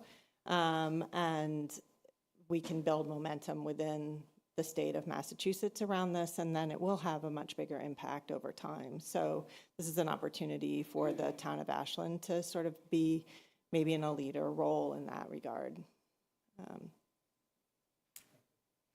Thank you. Thank you, Susan. Thank you, Susan. So we're here also to hear your feedback and any kind of legal or technical review that you've done of the warrant article, because we haven't heard back. So we're certainly willing to entertain wording changes that may make it more acceptable or consider that. So if you have anything like that to let us know about, that'd be great. I'll open up the board if you have any comments or questions or concerns. And I know, Michael, you sat down with Lisa with respect to this with some legal. Got some Yeah, so if you want to provide that, maybe Rob is looking for some guidance with respect to that from town council, so. As it's 8:15, this might be a good breaking point. There's a good breaking point, so I was waiting for that. And Okay. then, That's why I keep looking over here. We have a clock over here, and I have a hearing that I have to read because it's on the paper for 8:15. So I apologize, so have a moment. Notice is hereby given that the Select Board will conduct a hearing regarding the change of manager at Mexico City to Kara Inc. The proposed new manager is Mara Ramirez, Mexico City to Kara, 1 West Union Street, Ashland, Mass. 01721. The public hearing will be held on this matter on Wednesday, October 15th, 2025, at 8:15 p.m. Persons wishing to be heard on this matter are invited to attend the public hearing in person or by logging into the Zoom meeting. Interested parties who are unable to attend the hearing may submit written comments to the Select Board's office, Town Hall, 101 Main Street, Ashland, Mass. 01721, or by emailing Susan Roby at sroby@ashlandmass.com. Joseph Vignani, Chair, Select Board. Okay. Well, I'll ask if we can, Motion to open? Second. all those in favor? Aye. That's 5-0, and How much time, do we want to set a time limit? Because we have another hearing at 8:25. how about 5 minutes? Would that be enough time for? For our Michael, do you discussion have- with Rob? Yeah. oh, mine's really quick. It's real Okay. quick? Okay. well, Motion- And if there's any, Motion to suspend the hearing for 5 minutes. like, so it'd be 8:20. Yep. I'll second that. All those in favor? Aye. Okay. Thank you. Michael, if you have some legal comments. I know that Lisa couldn't be here tonight, and I know you had an opportunity to speak with her on this. What would be some of the things that Robin just is looking for some guidance with respect to town council, so. Yeah, and it's around procurement laws specifically. And I think where you did a good job was within the citizens petition put in there, to the extent provided by law.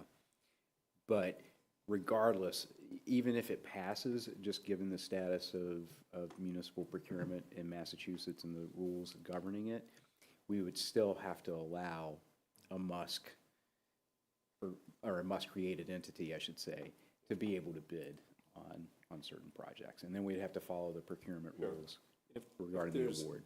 If there's a phrase or something you want to suggest, you can email it to us, or if Lisa has a suggestion. I'm not saying you need to do that, but I understand what you're saying. I'll have to think about that. I do have a question, Michael, about that, though. And first off, thank you all for coming tonight to discuss this. But I'm not, and this is a question for Lisa, too. Given that mass procurement laws don't allow for this kind of behavior, would a language change in the current petition even execute or have the outcomes that these folks are hoping for with this right now? But Yeah, I would say no. So, Go ahead, Brandy. Yep. Are you all good? Okay. So first of all, I wanted to thank you for all the work that you're doing in general to organize and to speak out. I think it's important to have a voice. I think, it's important to feel like we're doing something to fight what is happening on a much bigger level. And I know that, as a person who just launched my kid out of Ashland Public Schools too, out into the world, you just hope and pray that the world's not going to be completely on fire for their future. And personally, there will never be a dime in my household that ever goes toward anything that Elon Musk touches. And that's my own personal perspective. But my question to you guys is, so first of all, what do you think is going to happen on town meeting floor? Like, have you thought through what that is going to look like? That's my first question. So I think it's important that we're making a statement that the citizens of Ashland, acting as a sovereign town meeting, are saying what they think should be happening with their money, with their public money. So it's one thing to talk about your private stuff, that's good, but this is tax money. So we're asking the citizens of Ashland to make a statement, to simply vote, yes, we support this. We don't want money going to this guy. We don't like what he's doing. So it's an important statement to be made as a citizen. So I hear that. I think my concern is a couple places. One, it's politicizing town meeting, which we generally do not do, and it's not something that we encourage to politicize it. I'm also kind of concerned about targeting an individual, because when we think about targeting in general, that's the message that we're sending here. And what if we open it up to people thinking that, we need to have town meeting target groups of people, that we should have citizens petitions against BIPOC businesses or LGBTQ businesses or anything that is against like an immigrant population. Like, I feel like targeting a person or a group, town meeting is just not the place for that, especially something that is symbolic and that truly will just be unnecessarily divisive at town meeting. And based on what we're hearing from legal counsel, is not something that we're really potentially follow through on. Bless you. Right, due to Because procurement law. It's Right, I mean, it would be that's for me, symbolic. if if this passes, if town meeting says, yes, we want you to do this, but town council is saying, due to Massachusetts procurement law, you can't follow through on this, then I don't know that we should move this Just forward. quickly address that, because remember, there's other things in there besides the procurement. But I think we want, and we're going to leave it to town of Ashland managers to carry this out, which I admit could be challenging. But when for example, the chief of police gets an offer of half-price Teslas because he's desperate to sell them, she should at least have it in the back of her mind that, geez, the citizens of the town said, we don't want to do business with this guy. So that's my take on it. So let's, It's 8:22. Yep, I know, 3 minutes. And I'm not trying to put a time limit on it, but I have to follow. Yeah, so I really do, I understand where you guys are coming from. I don't think this is the place for this. That's my personal perspective. And personally, I don't support politicizing town meeting. And I hear you that you want to do something, but I don't think this is the place for it. And also, I don't think it's going to be able to be implemented. So it's purely a symbolic thing. It's 22. Right, so- Well, I wonder too, because of the legal implications here, do we put ourselves in a difficult position, the town in a difficult position of trying to honor, the language in this against procurement laws? Do we open ourselves up for constant legal struggles around it? I think that's a good question to ask Lisa as well, but I will say this, I think that, for my specific concern about this is around the fact that it does not effectively do what you hope it accomplishes to do. It will not prevent the town from doing business, it will not blanket or prevent the town in any way from availing themselves of Mr. Musk's products because of the way this is phrased and because of Massachusetts procurement laws. From what I understand, when I'm reading what you're hoping to accomplish, this will not accomplish that. And so I think that's my central concern about what's happening here. But I'm sorry, Chuck, go ahead. Good, Chuck, yeah. Chuck Lids, 150 Oregon Road. I just wanted to address the point Brandy made, which I want to say I sympathize with. But, we're not in that sort of time now. People are being targeted. And are we going to say, it's okay for the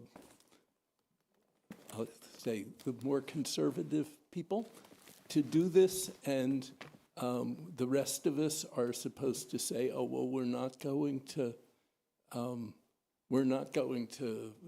target anybody. We're going to be better than they are. I think it's naive. I understand it. I sympathize with it. I really would like it to be true, but I don't think we're in that situation anymore. One other point, one of the things I feel most strongly about this is using X as a mechanism of communicating to parents. Twitter used to have controls on unacceptable speech. They've done away with that when Musk bought X. And we're still using this. I think we could be sending people emails. It's really easy. So I completely agree with that. Like, I think and my question to you is, have you guys gone to the school committee and made this request? Because I would think that's the mechanism for that. I think that's a good point. It was a part of a Rob, variety I'm of gonna, things. real briefly, we're beyond that time frame, and we did postpone the hearing that was supposed to be at 8:15. I allotted an additional 5 minutes, and I'm not trying to be mean or anything, but we have to follow, the protocol for for Parliament procedures, so. So if you have anything specific, legal advice or directives, I mean, people talking a lot about legal stuff, Yep. please communicate that to us. I would make a request that you guys pull this article on the town meeting floor, or even before we vote the warrant. That would be my request to you. And I have to make that request because you came to us to discuss this. This is not something that I support because I do believe this is going to be incredibly divisive at town meeting. And I don't think, again, to Makita's point, that it's going to accomplish what you want to accomplish. So my ask is, think about that. Because I will not support it on town meeting floor. I am not particularly, I want to make myself clear, like, I'm not frightened of having serious and hard conversations about what we do here in town, and what our values and morals are here in town at town meeting. I'm not against that. What I am concerned about is this particular article, what folks are trying to accomplish with it, and why, from what our understanding of the law is, this will not accomplish what you want it to accomplish. If there is another way to set up another article to look at, maybe like, I don't know, there are different, I'm not an attorney, so I'm not gonna say, like, I'm not gonna be prescriptive here. But I guess I'm, again, I don't think it does not sound like it's gonna accomplish what you'd like to accomplish. If you bring it to the floor, and even if it gets voted in, there will be no action taken against Mr. Musk or his enterprises due to this petition in this town for legal reasons, for Massachusetts procurement reasons. And with respect to that, I'm going to end this discussion right now because we have a hearing that we have to follow. So, I just want to make one comment. I just went to X and Ashland Public Schools. It does not look like they've posted anything on there since February of this year. okay. So, Yeah. All right. Mr. Chairman, I just wonder if folks feel like they need to say some more this evening? If they want to Maybe sit and after wait. the see what- hearings, if maybe? they- Hearing, If they want I to don't sit want where after the anybody to hearings are feel done. as though they Yeah. come here and they, I No, would agree with I'm- Claudia on that point, like, maybe after the hearings, if we could. After the both hearings are hearings. After both completed, hearings, if you and people guys can want to stick sit and around. wait through the hearings, Rob, you know what those are like. Yeah, so, all right. With respect to that, I would like to reopen the meeting. well, actually, we need to open the public hearing for the Yep, second for one the as second well, one. because And the that should have second been at meeting was at 8:25. Yep. And this is a legal notice that I have to read. This notice is hereby given that the Board of Select Board will conduct a hearing regarding the application for a wine and malt beverages retail liquor license. The applicants are Nigel Patel, and I apologize if I mispronounce your first name, Sarapan Patel, owners of 272 Pond Street LLC, DBA Mobile, 272 Pond LLC, DBA Mobile. Again, the address is 272 Pond Street, Ashland, Mass. 01721. The public hearing will be held on Wednesday, October 15th, 2025, at 8:25 p.m. Persons wishing to be heard on this matter are invited to attend the public hearing in person or by logging into the Zoom meeting.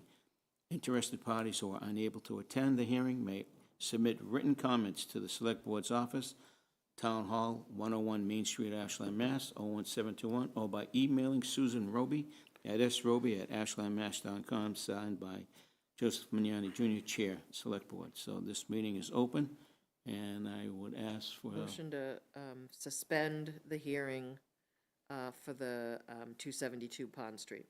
is there a second? Second. Okay, all those in favor? Aye. We will definitely get to you. Yep. But we Motion have to get to you. reopen the public hearing for Mexico City change of manager. Second. Is there a second? Second. All those in favor? Aye. Thank you. Anybody that's here attending this meeting for that hearing Mexico City? for Mexico City, please come front, if you would, please. And I believe this is a Manager. change in managership, is that correct?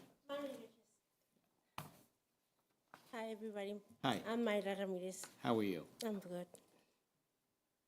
Okay. So you've provided us all the information, and can you explain the reason why we're making these changes? Because the manager was my husband and we got divorced, so Okay, he doesn't help at the restaurant anymore. all right, so you're the sole owner of the Yes, the business now? yes, I am. Okay. So everything else will change other than the fact that he's no longer involved in the business? Exactly. Okay. All right. Susan, has there been any written notifications from folks as to this not being allowed or wanting to see this happen? Have we received anything? We have not received any comments. Okay, thank you. I'll open it up to the board for questions and comments. Well, I mean, Yep. we all know Myra has Yep. been running it, even Yep. though her husband was the manager. Yep. So first of all, sorry to hear about your divorce, but hopefully it's a positive thing for you. And it's nice to see that the restaurant is still going. We don't have enough restaurants here. in town. 13 years. 13 years, that's Yeah. Wow. amazing, And congratulations. I'm so like, happy with the town of Ashland. It's been very support of everything, especially Susan. We're happy she- that you're still here. Yes, Yeah. thank you. Yeah. Thank We'll you. continue to stay I here. appreciate it, all your help. Thank you so much. Okay. Yeah, I don't have any questions. I mean, like I said, you've been running the business, so I have no real issues. Anybody else? Then I'll entertain a motion. Motion to close the hearing? Yep. Second. All those in favor? Aye. I'll entertain a And motion I to, move that we appoint and approve the proposed new manager of Myra Ramirez Gonzalez for Mexico City with continued best of luck in your business. yep. Is there a second to that? Second. Second. Third. All those in favor? Aye. Congratulations, good luck. Yeah, you're all set. And you're all Good set, luck. Myra. Thank you. Good luck. Good luck. Considering we've just heard that a restaurant has closed here in town. Yeah. Yeah, With Erica's leaving, so good luck. yes, Erica's just announced, yeah. yeah. Today. Just announced Yeah. today. Keep fighting, we appreciate it. Good, There you go. good, good Well, luck. we're happy to Thank hear you. that. Yeah. Thank you. Oh, I- I remember. You have a lot of work ahead of you, huh?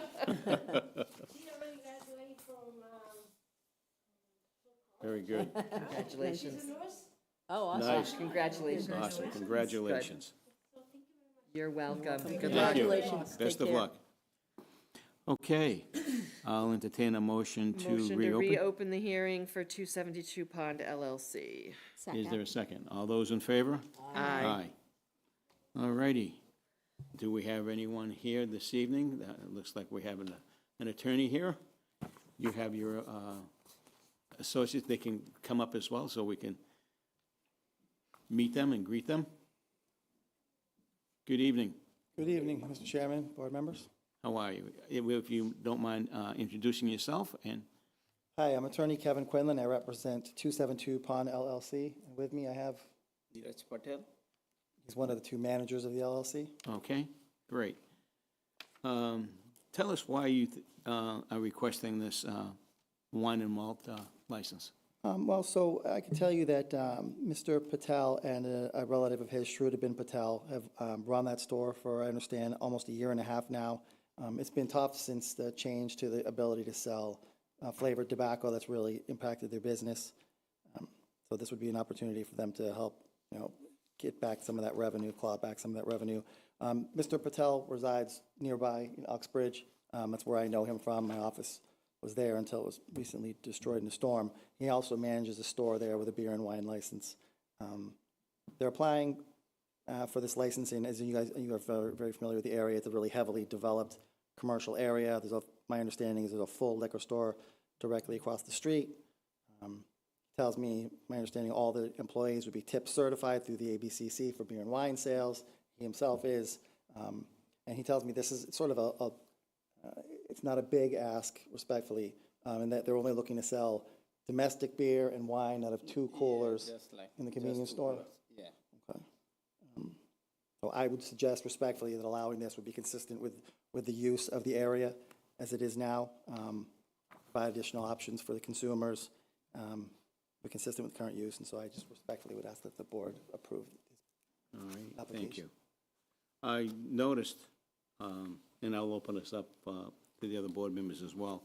I noticed in the packet that you provided us, you gave us a floor plan of your store, and I do not see the area that you're going to utilize, the area for displaying and/or storing your beer and wine beverages. So on this floor plan, can you at least try to show us where you're going to place those items? I don't have a copy of it in here, do I? So actually, we have the big restroom, and we have one office that we are not using. So our main concern is we're gonna just like break the restroom, and the restroom, we're gonna move to the office, and we can just we need to put just like 2 coolers, that's all. We need to put. So the bathrooms become your coolers for the beer and wine? Yes, sir. Okay. All And right. we're gonna just put some regular domestic beer. We don't wanna put like all the beers and wines. And we have like so nice regular customers, so and it's really helpful for us too. Okay. I do have a couple of quick questions. Don't mind me,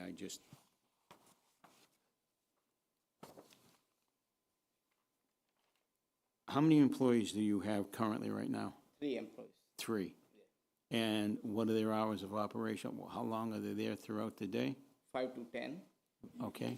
And one guy, he's my cousin, and he's the manage the store. Okay. His wife and one another guy.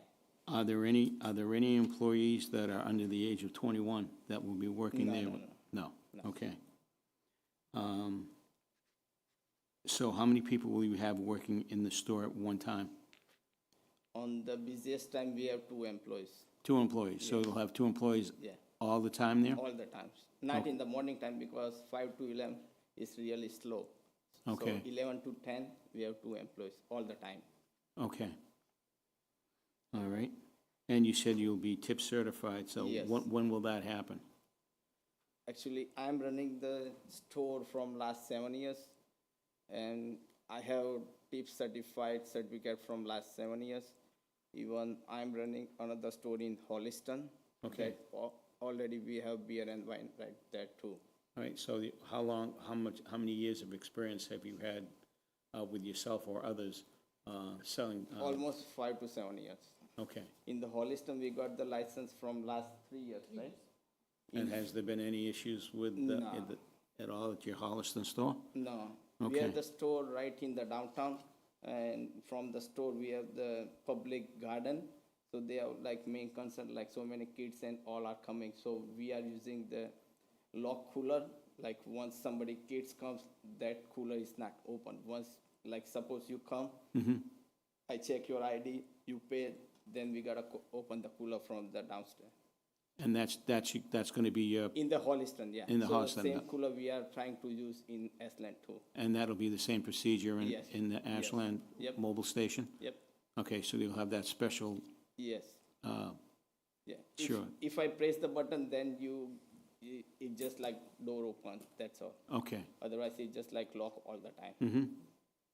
All right, anybody has additional? Well, you asked the question about the floor plan and not seeing it, and so I'm also not seeing hours of when you want to sell. So basically, the beer and wine after 8 o'clock, we can sell by the law, Massachusetts. 8 to 10, we can sell by legally. 8 a.m. to 10 p.m. Monday through Monday to Saturday, yeah. and then Sunday Sunday 10 it's to 10. 10, Yeah. okay. Okay. All right, at some point, we make sure that that's on the license, so we have that on record. And we did get a letter from someone saying they Yes, didn't want and it to I- happen, but we sort of set precedent when we did this with the mobile on the other side of town. So I feel like we can't, No, but just for the record, there was a letter that was received by us, by a resident in that area, and I will make this part of the record if you Yep. don't mind. I will read it, just so you folks have an understanding that not a lot of people are on your side with respect to that. This letter states that, dear Select Board, I am totally against 272 Pond Street, DBA Mobile, getting a wine and malt beverage retail liquor license for the following reasons. There is Shares Liquor Store, which is at 300 Elliott Street across the street from 272 Pond, not more than 1/10 of a mile, walking or driving distance. There is also Sunnyside Liquors, located at 7 Pond Street, which is 1.3 miles from 272 Pond. I don't feel we need another place selling liquor in this area. In the years I've lived on Elliott Street, 5 houses down from 272 Pond, I have been picking up beer cans, liquor bottles, small nip bottles, soda cans, candy wrappers, lottery tickets, cigarette packages, etc. from my property that have been tossed from their vehicles or as they walk by my house. I've had my trash barrels, mailbox, and trees damaged by drunk drivers, and if the tree wasn't there, it would have gone into my home and damaged the 2 cars in our driveway. Also, 5 years ago, there was another drunk driver that grazed the tree at the top of my driveway and crashed into a second tree. They got out and ran up the street and left their vehicle. I don't feel a gas station is where people might drive to should be selling alcohol and then get into their vehicles and drive away. The two don'ts go together. Thank you for taking time and hearing my opinion into this consideration on granting 272 LLC DBA Mobile a wine and malt beverage license, and it is from a resident at 330 Elliott Street. So I just wanted to let you know that this is, and it's on the record with respect to that. Susan, have there been any additional letters or emails that we have received for or against? No, Joe, that was the only thing we've received. Okay, thank you. Can we request that they resubmit the plan? Yes. Yeah. Yeah. Because, I mean, I hear what you're saying about what you're gonna do, but it would be good to see what it's gonna look like. Where it's gonna look like, yeah. Sure. Especially Yeah. if you're gonna be changing, you know, the floor sure. plan itself with the bathrooms and stuff. So, And one more thing, like, we are not going to sell single bottle of beer, and nibs are too small. Even in Holliston too, we are not in my. so there's any no gas no station- individual cans being sold? No, yeah, Okay. just 12 So pack. 6 pack, so Yeah, just 6 6 pack and 12 packs, pack, some that's all. wine, and no Yeah. nips. Yeah, no nibs. No, Okay. yeah, okay, Because in beer and wine, like, we That don't. you don't usually have, yeah. No liquor, so. okay. When would the board like that floor plan? Well, Now? Yes, I wish we'd, Susan, go ahead. It'll have to be part of the packet that gets submitted, so I would have reached out to them, so I'm glad you guys brought it up. Yeah, I should have said something sooner, but, I would say as soon as possible. We don't meet again, though, until the first week in November. yeah, So, can we say we contingent would give, upon, well, we would, you know, approval is contingent on seeing the plans based on what you've described. And then once they come in, ooh, I just read it myself. Once they come in, we wouldn't have to have another meeting, but we could review them to make sure they match. Does that make sense to people? that works for me. Claudia, you have, Yeah, I just had a question, or a couple of questions. The store in Holliston, is that also at a gas station? Yes. Right in the downtown. That's the mobile right in downtown Holliston, right around the corner from Goodwill Park. And I manage one more store right on the Franklin exit, the mobile one. We have 660 Central Street in Franklin. We have beer and wine right there on. At that, there's a Yes. gas station Yes, there yes. too. Okay. And then in terms of the, you know, you're saying that you wouldn't sell single beers and you wouldn't sell nips. Is that something that can be written into this? Yes. Or Yes. is that something Yep.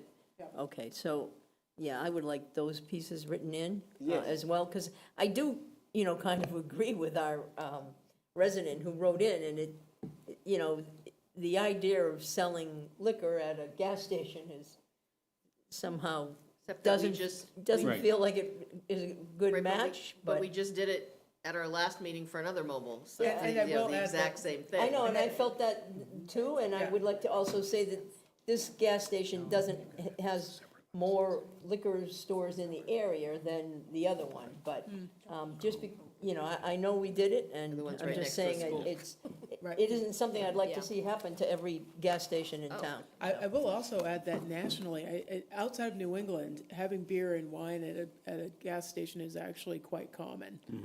It's just in New England that we don't have a lot of that going on. But I hear what the residents' concerns are. Yep. And I'm glad to hear that we're not doing nips and we're not doing single cans, and that really helps. Okay, so So, let me see if I can, And did then you have some I help? just, one question for Susan. This is our last retail beer and wine license, correct? Correct. That we have to give? That's correct. Okay. So after this, we have no more, Retail beer and wine. No, no Yep. more retail beer and No. wine. Until they pass something with the municipal empower, whatever, that, one of the laws. That, where they are looking at, if not this time, next time, telling cities and towns, You're on you y- can you're on your determine own. how many licenses you need. Yeah, yeah. Yeah, The state would give us some. Wow, imagine that. wow. Okay. It's not there yet, Close but our it's mouth. being discussed. Okay, I Okay. move Do we have that to we, close the hearing? Before, yeah, do we have to close oh, the hearing yes, we first? should close the hearing I'll first. make a motion to close the hearing. Is there a second? I'll second, oh, go Okay. ahead. All those in favor? Aye. Aye. Thank Okay. you. I move that we allow the sale of six-packs and full bottles of beer at the No, full bottles of wine. full Wine. bottles of Six-packs wine beer, Wine, full bottles of wine. wine. and no nips, with the understanding that they're gonna provide a updated floor plan based on what we have heard. And once we have that, we would not have to come back to a hearing, but they would then be approved for their liquor license. Along with the tip certifications. Along with, right. And no employee now in that store could be under 21, is that true? Right. Yes. That's correct. Correct. If you have time, just give me 2 minutes, so I'm going to call. Can I show you something? Sure. So you get the better idea. So we just got the 2 coolers, Pepsi and this cooler. Okay. So. Yeah, I just want to see on the plan where they're gonna be. Yeah, sure. Right, so if, just send it in. and- Yeah, sure. But Yeah. otherwise, you don't have to come back, just okay. update this document Sure. that shows where it's So gonna be. basically, I'm going to break this one and just like put 2 coolers and 2 coolers Right, right well, there. That's got fine. it. We'll get that to the board. Perfect. Thank you. Perfect. Okay. I made a motion, I think. Did you? You I thought did. Yeah, you You did. did. Okay, It was a Yeah. very long one. So, all those in favor? I'll second it. yeah, Oh, there we okay, go, I thought you second. did. Already, I'm sorry. All those in favor? Aye. Those opposed? No, Hopefully it's that was clear 5-0. enough, as clear as mud for you, Susan. I find this interesting that you don't have a back door. I don't see a back door in this floor plan. Yeah, we just take over last year, so we don't have any idea about this. Wow. I don't, is that, is. I mean, I don't think that's, that, I understand that, but, you know, it's brought to our attention by a floor plan and, yeah, I you know, mean, just, I would think that if the building got approved at some point, I mean, the mobile has been sitting there for quite a while. it has been. Yep, So, okay. But just brought to my attention that I can't help it, you know. All right, so you're all set. Thank you so much. Thank you very much. Thank you. and Thank you. We'll wait to see you have all yeah, once we that have the other plans, paperwork. yep, Right. you're good to go. Thank you. Thank you. Thank you for coming in. Good luck. All right, Group effort, but we got it. moving right along. So we are going to go back to that discussion. I don't want to make it an all-night discussion, folks, because we do have other matters on the I say we agenda give it that we 10 need more to minutes. follow up. Till 9 o'clock, Joe. Yeah. That's my recommendation. Okay. And so it's 10 minutes to 9, so thank you for hanging in Great, thank you. for that time frame. But we needed to get these done. Sure. Rob knows what it's like to get these Yeah. done in an orderly fashion, so. While I'm here, Okay. I think I should come meet with you about the MBTA next meeting. I'll send you an email. With additional stops? Yes. Thank you. Well, not additional stops, additional. Okay, Trains, right? yes, Yeah. yeah. Thank you. Thank you for having us back. Yeah, thank you for continuing the discussion. Yep. I guess, well, I'm a social worker and I really want to pull a chair up to the table, so this feels really awkward to me, so I'm just going to put that out there. There's a reason for that, just in case. I'm sure there is. So I guess I had a couple of things that I wanted to say. The first is, I don't necessarily understand some of the legal pieces that you're talking about. I think we were looking to you all for help with and guidance with that, and sort of for that to be something that the town would be figuring out, and that this was instead the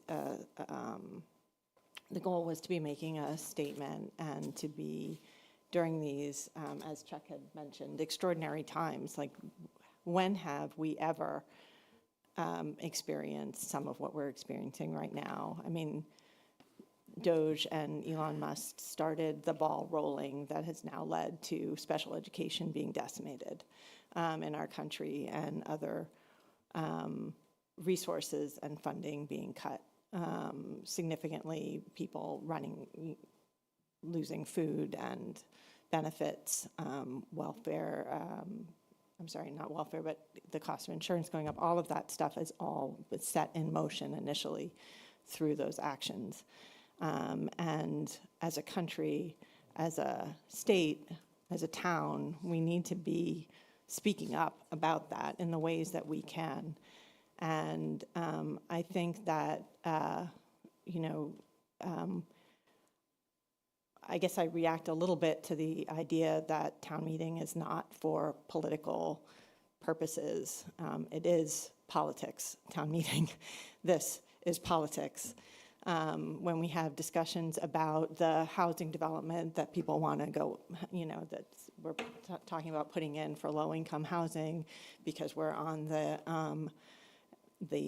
commuter rail, that's politics, and people object to it, and it's politicizing when they do that. And so the fact that we're raising this, the fact that it's political, is not a reason to not pursue it and to not think about it and to not discuss it and to not bring it up at town meeting. I think that's what it's there for. So that was the point that I wanted to make. Okay, thank you. Hi, my name is Rich Oman, 50 Bay Colony Drive. This group spent a number of days canvassing some of the folks here in town, asking for this signature about this proposal. And we found a great deal of interest and support for this. And I think even if it is just a way to express our feelings about how things are going in the country at the moment, I think it's important to present it to the town and let the town folks have a vote, have a say. And yes, it is politics, but that's what we're in at the moment. And I think it should go to the town and let the people have a voice. Thanks. I appreciate that, thank you. So, I'd like to, I happen to feel very strongly about what's going on in our country right now. And I would love to see our community stand up and say, this just isn't right, this is not how we know our country should be or has been. And but I do struggle with this on town meeting floor, not for the political reasons, because I feel like, is there something, could we have some sort of a statement that we make and vote on that didn't involve particularly the procurement issues, right? Could we just remove those? I do think it would be, I would appreciate being able to stand up and speak about how important what's going on in the world right now is for our country, right? And I don't think any of us ever imagined that we would be living in a time like this. So I'm not afraid to do that and speak out. I just feel like I struggle with this piece in particular because of the procurement. Is there a way that we can have a conversation, make a statement as a community? And I get it, you know, it's not gonna have any teeth to it, right? But it's meaningful in that it says who we are, you know, as people. And I understand that not everybody in our community would support that sort of a statement. But it's okay. It's okay to even, you know, have conversations and disagreements. I mean, Yeah, I mean, I have to agree with Claudia here, and that's what I would think I was trying to articulate before we went into the hearing. You know, I don't have any issues with, you know, talking about, you know, moral issues, and some of these things go like beyond politics, right? You know, politics for me is the actual mechanism by which we assemble policy, right? You know, for me, politics feels very technical. I think for what I'm hearing this group wanting to do is, you know, basically talk about morals and values, but also try to execute that into action. And I mean, again, I'll reiterate in saying that's why I'm saying what you're proposing here will not accomplish the end result of preventing the town from being able to do business with Elon Musk. You know, but I will echo the comments of my colleague and say that it is important, especially in these extraordinary times, for us to be able to vocalize, you know, and to share like what we feel our country should be and how we should be treating each other. And I think that's essential. But like I said, with this particular, and that's why I'm having the same struggles as Claudia here, or Ms. Bennett here, because it's not going to stop. It's not going to do what you think it's going to do. It's not going to stop. It's not going to prevent anything. Yeah, so can I just summarize? And so, as I said earlier, I think we're open to considering language changes. I know you people have a full workload, so the idea of suggesting things about maybe that's something the town manager can think about and propose to us. I would, so we're quite open to that and understand how you're looking at it.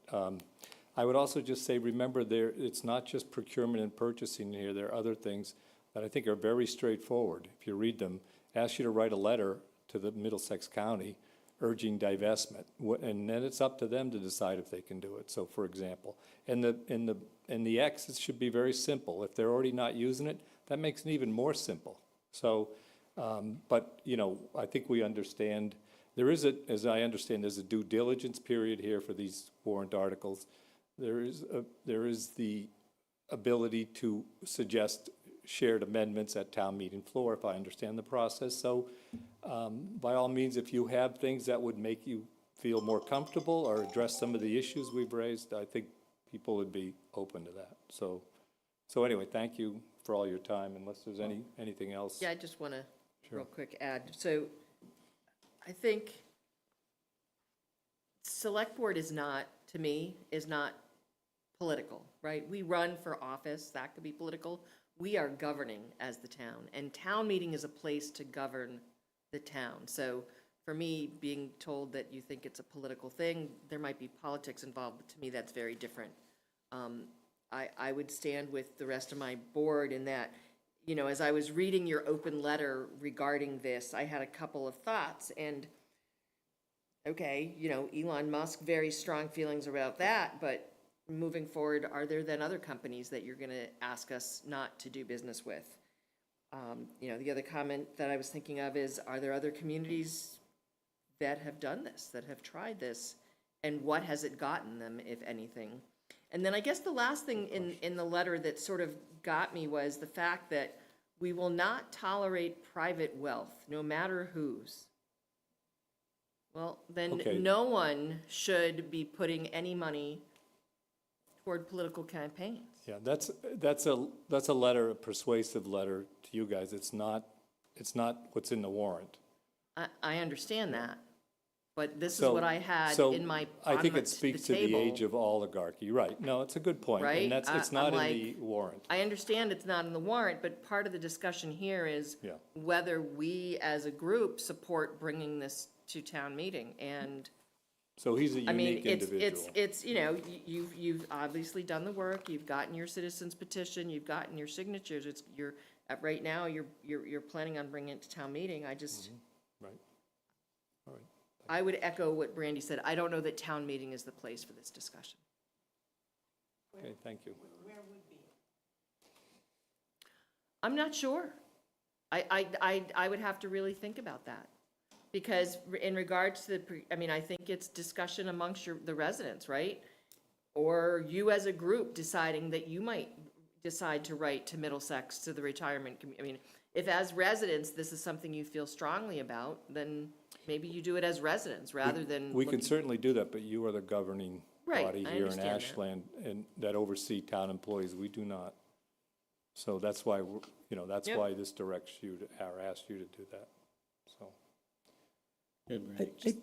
I do think so you mentioned different elements of your proposal here, and I think the other piece you talked about was the divestment, the requested for divestment. Have you thought about, maybe separating that out from this particular warrant article and asking that we generate, I think I'm thinking, the reason why I'm thinking about this, and again, I'm not an attorney, but I'm thinking about when, way back in the day when there was a movement to divest in South Africa, or businesses that did business with South Africa. They didn't target specific companies per se. It seemed like they had criteria around certain companies that were doing things Right. XYZ, ABC around human rights, right? So, I mean, just Well, that's, something to that's think a good about. point. We but- talked about a general, but that has its own issues. And it's not to say that we won't come back with something like that. That would be, you'd have to have a very complex set of evaluations for it to have legal law.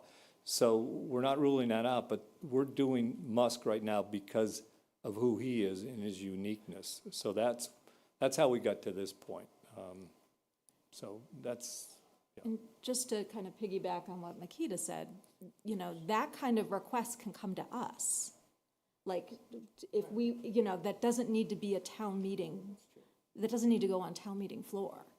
Like, if there's a discussion about us writing a letter to, about pensions and things like that, that's something that doesn't need to go to town meeting. but what's the harm in it going, so we have a whole package here together that includes, so I take your point, but and I think- why and I- are we voting no. against this? Why are we seeing this as such a big deal? So I think part of it If is. so much of it is simple. I think part of it is, you guys had put this together, put a lot of thought into it, got a lot of signatures. Yep. It's as written in the warrant article. We cannot make any changes. Once we vote the warrant tonight and close the warrant, we can't make any changes. The only changes can be made on town meeting floor. That's right, yeah. Right. So, we're already talking about how the procurement is not applicable. That's going to be something that is talked about on town meeting floor, that it cannot be, it cannot be Well, actually, implemented the way that it's written. Like, it just. well, we it's- actually don't know that because we I've do asked know for, that. well, I've asked for legal, I haven't heard it.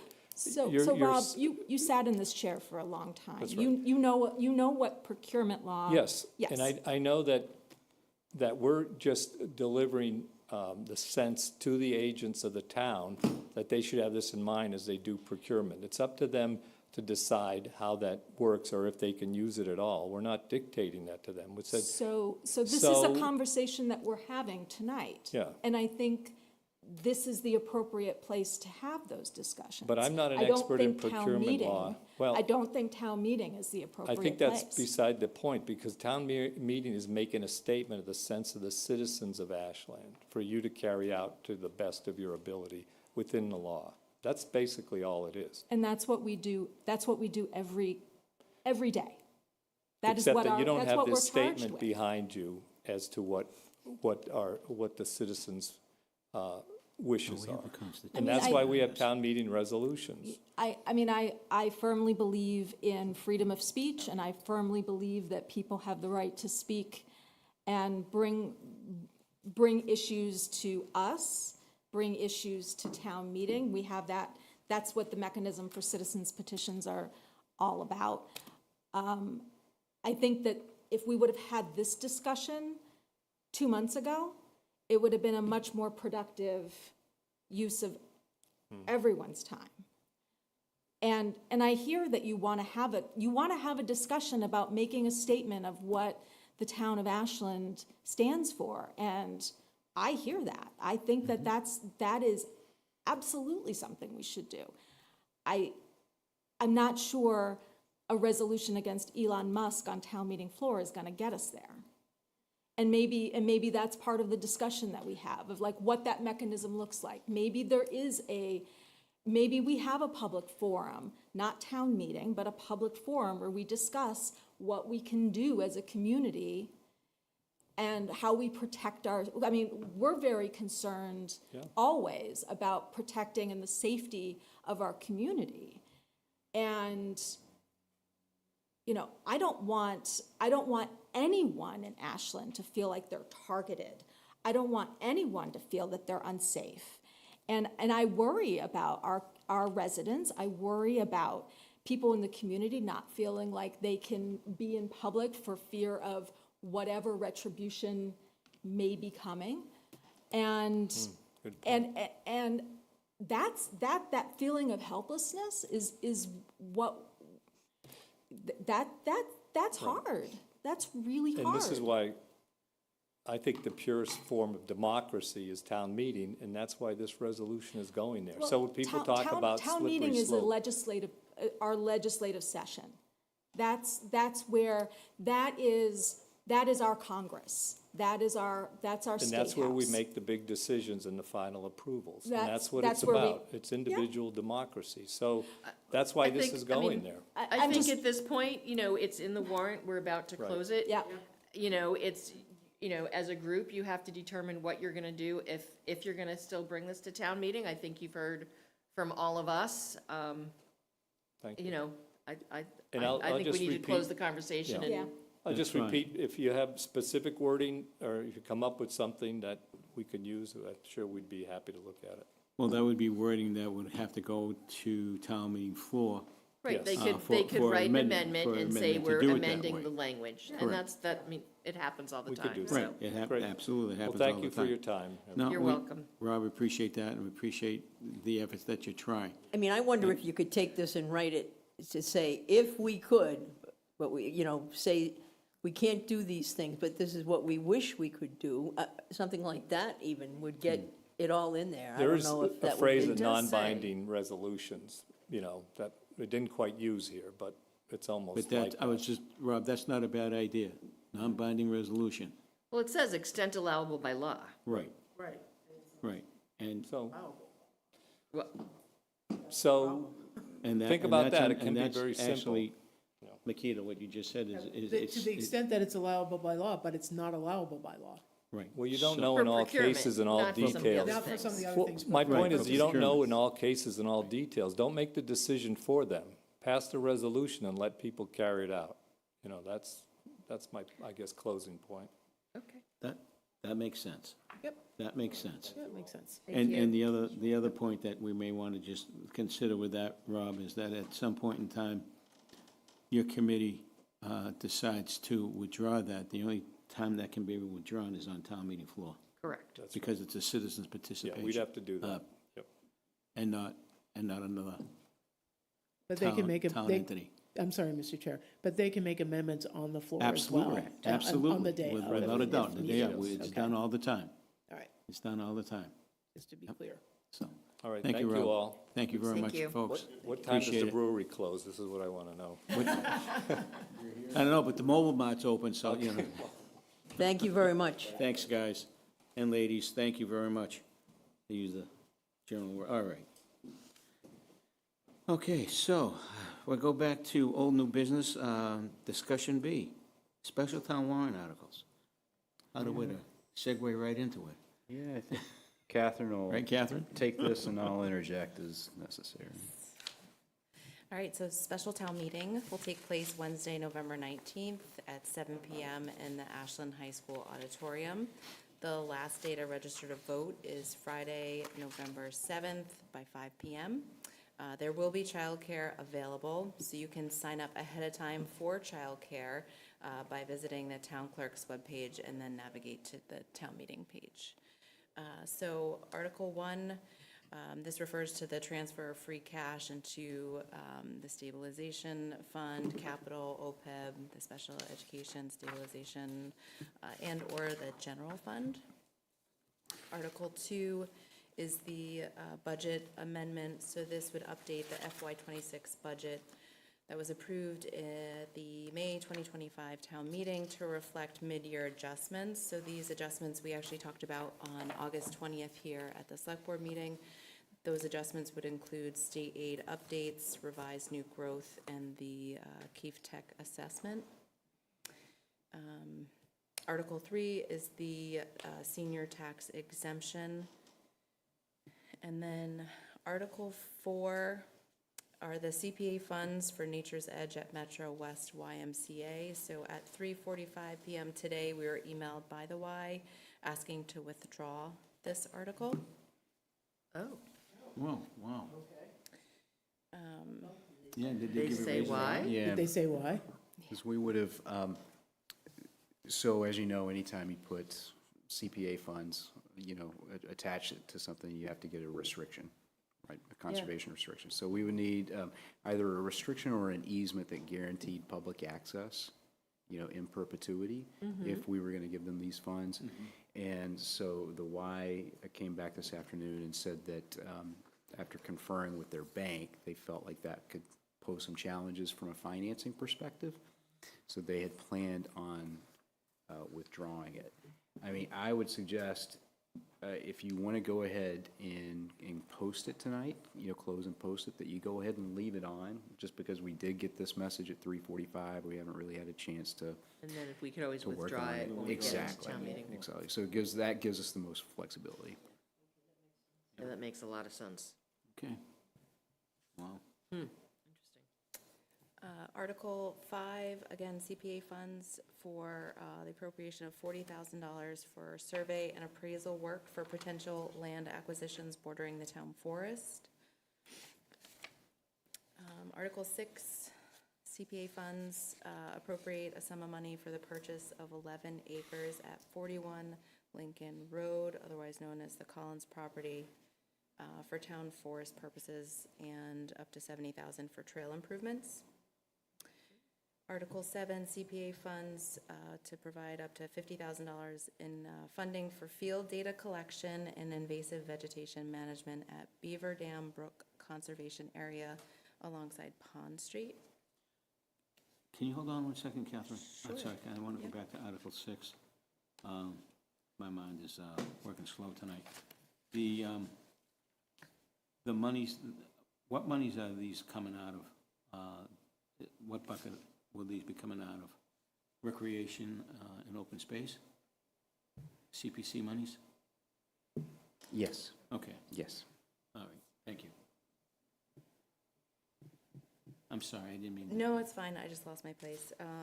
We are on Article 8, CPA funds for the high school softball field improvement, and that is to allocate up to $25,000 to replace the softball field's playing surface dirt. Article 9 is the acceptance of Mass General Law, Chapter 272, 73A. And so this would allow for the removal of gravestones or other structures in order to repair or store by community-sponsored, educationally oriented, and professionally directed repair teams. Article 10 is the acceptance of Chapter 138-12D. So this would allow on-premise wine and malt beverage license holders to trade in their license for a non-transferable all-alcohol beverage license. Can you explain that one? Yeah. Yeah, so this would allow for an on-premise wine and malt beverage license holder. So that would be where you consume, so. So a restaurant that yeah, currently serves exactly. beer and wine. And so they could trade it in for a non-transferable all-alcoholic beverage license that would allow them to serve all alcohol. But if they were to sell, they can't transfer that all alcohol. It would go back. It's not Do part- we it's not have, part of the capital of the, right, and it doesn't add to, okay. Okay, but this doesn't do anything regarding the number of licenses we have available or anything like that? No. And do we have any? So we'd have to have a license available for them to be able to trade. We'd have to have a all alcohol license available. Yeah, let us double For check on serving that. yeah, pouring. yeah, Because I And- believe actually it just converts, exactly. essentially, Oh. that. Susan? Yeah. Well, that's very Susan, different. if you add Susan, some do you- color to this. So So the there's, license will not take away from your current stock of all alcohol licenses because it is non-transferable. So as long as we have 3 businesses that would qualify, that's Delce de Leche, Ashland Pizza Palace, and who's the other one? Nick's. Oh, Nick, no. They give theirs up? Of course, Which do you I gave have? it to Catherine earlier, but anyway, there's 3 of them that can do it. But if they sell their business, if Pizza Palace decides to sell their business, oh, the other one is Spice Kitchen. Yeah. If they decide to sell their business, it reverts back to beer and wine, and then it can be transferred. okay. Now, if they trade, if they want to trade, do they automatically get to bump it to all alcohol? Or does it have to come before us, or how does that work? So that's what you're being asked to vote on. If you accept the law, I think it's 138, Chapter 12D, if you accept that, you're allowing that, it still comes before you so that you're aware of it, but it's just be allowing able to say them to no, expand what they offer. So you can't, we couldn't vote against it, it's just automatic. Pretty much, yes. Because if you said no, they could appeal your decision to the ABCC.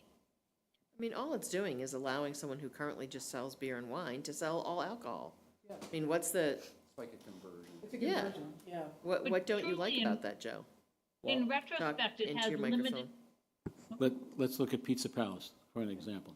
Yeah, They have one of those, okay? So you're gonna have a alcohol pouring license for spirits at a pizza shop that,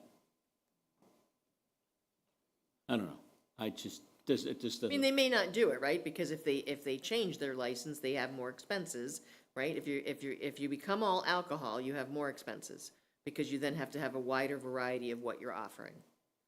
So, I mean, all we're doing is accepting mass general law that allows them to do that, but they'd still have to come to us, But we can't say no. But we can't say no. right? That's, yeah, that's, wow, that's a big, I'm sorry, that's a And big again, step. aren't we then allowing these businesses to potentially expand their business? Susan, go ahead. I don't so know. the only comment I wanted to make to all of you is in our case, it's a little bit different than other communities that don't have any licenses to issue. We currently have licenses available. So if in fact our beer and wine wanted to offer all alcohol, they could apply for that at any given time. So I'm thinking if they have beer and wine, it's probably because that's what they wanted. Right. They would have to pay an extra $1,000 a year just to have that license on top of all of the other product that they would have to carry. Right. Okay. Yeah, but then we'd have to vote against this because otherwise, if we vote for this, then they have the option of applying for it, which meaning, and then they could transfer going forward, or they could get there without having to do anything except come before us and where we would give them the nod. Are we bringing this forward because mass general law and we think this is a good idea? Yeah, why are we doing this?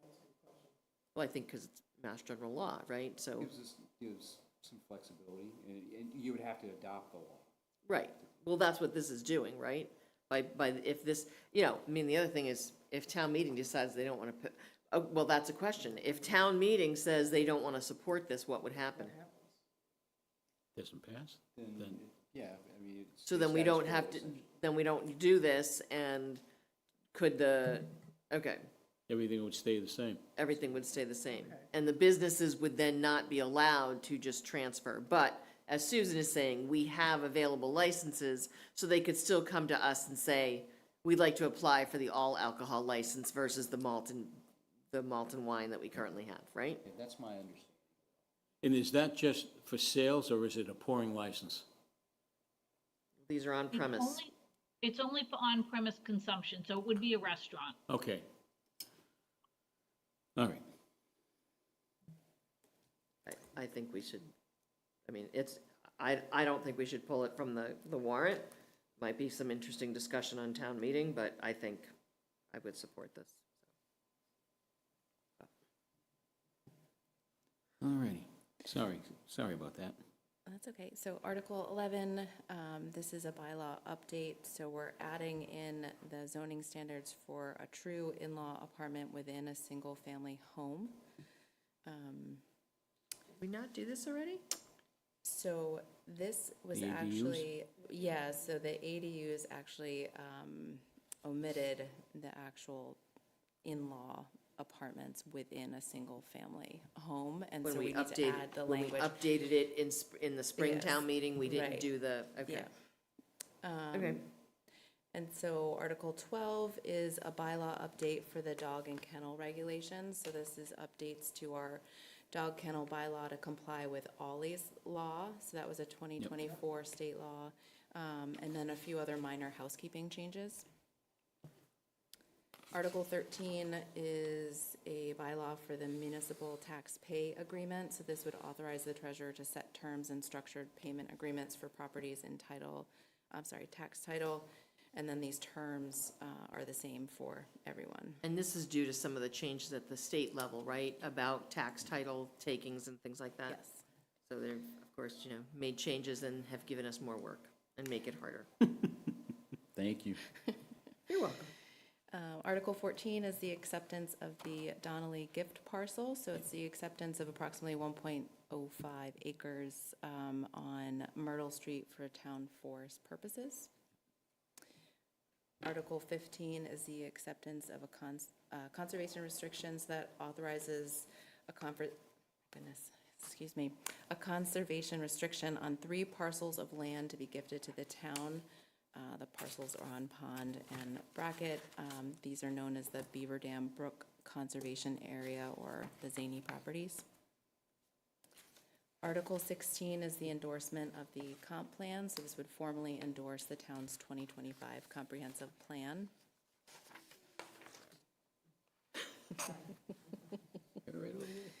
And then Article 17 is the citizen petition. So this is the Elon Musk resolution. So we heard a lot about that tonight.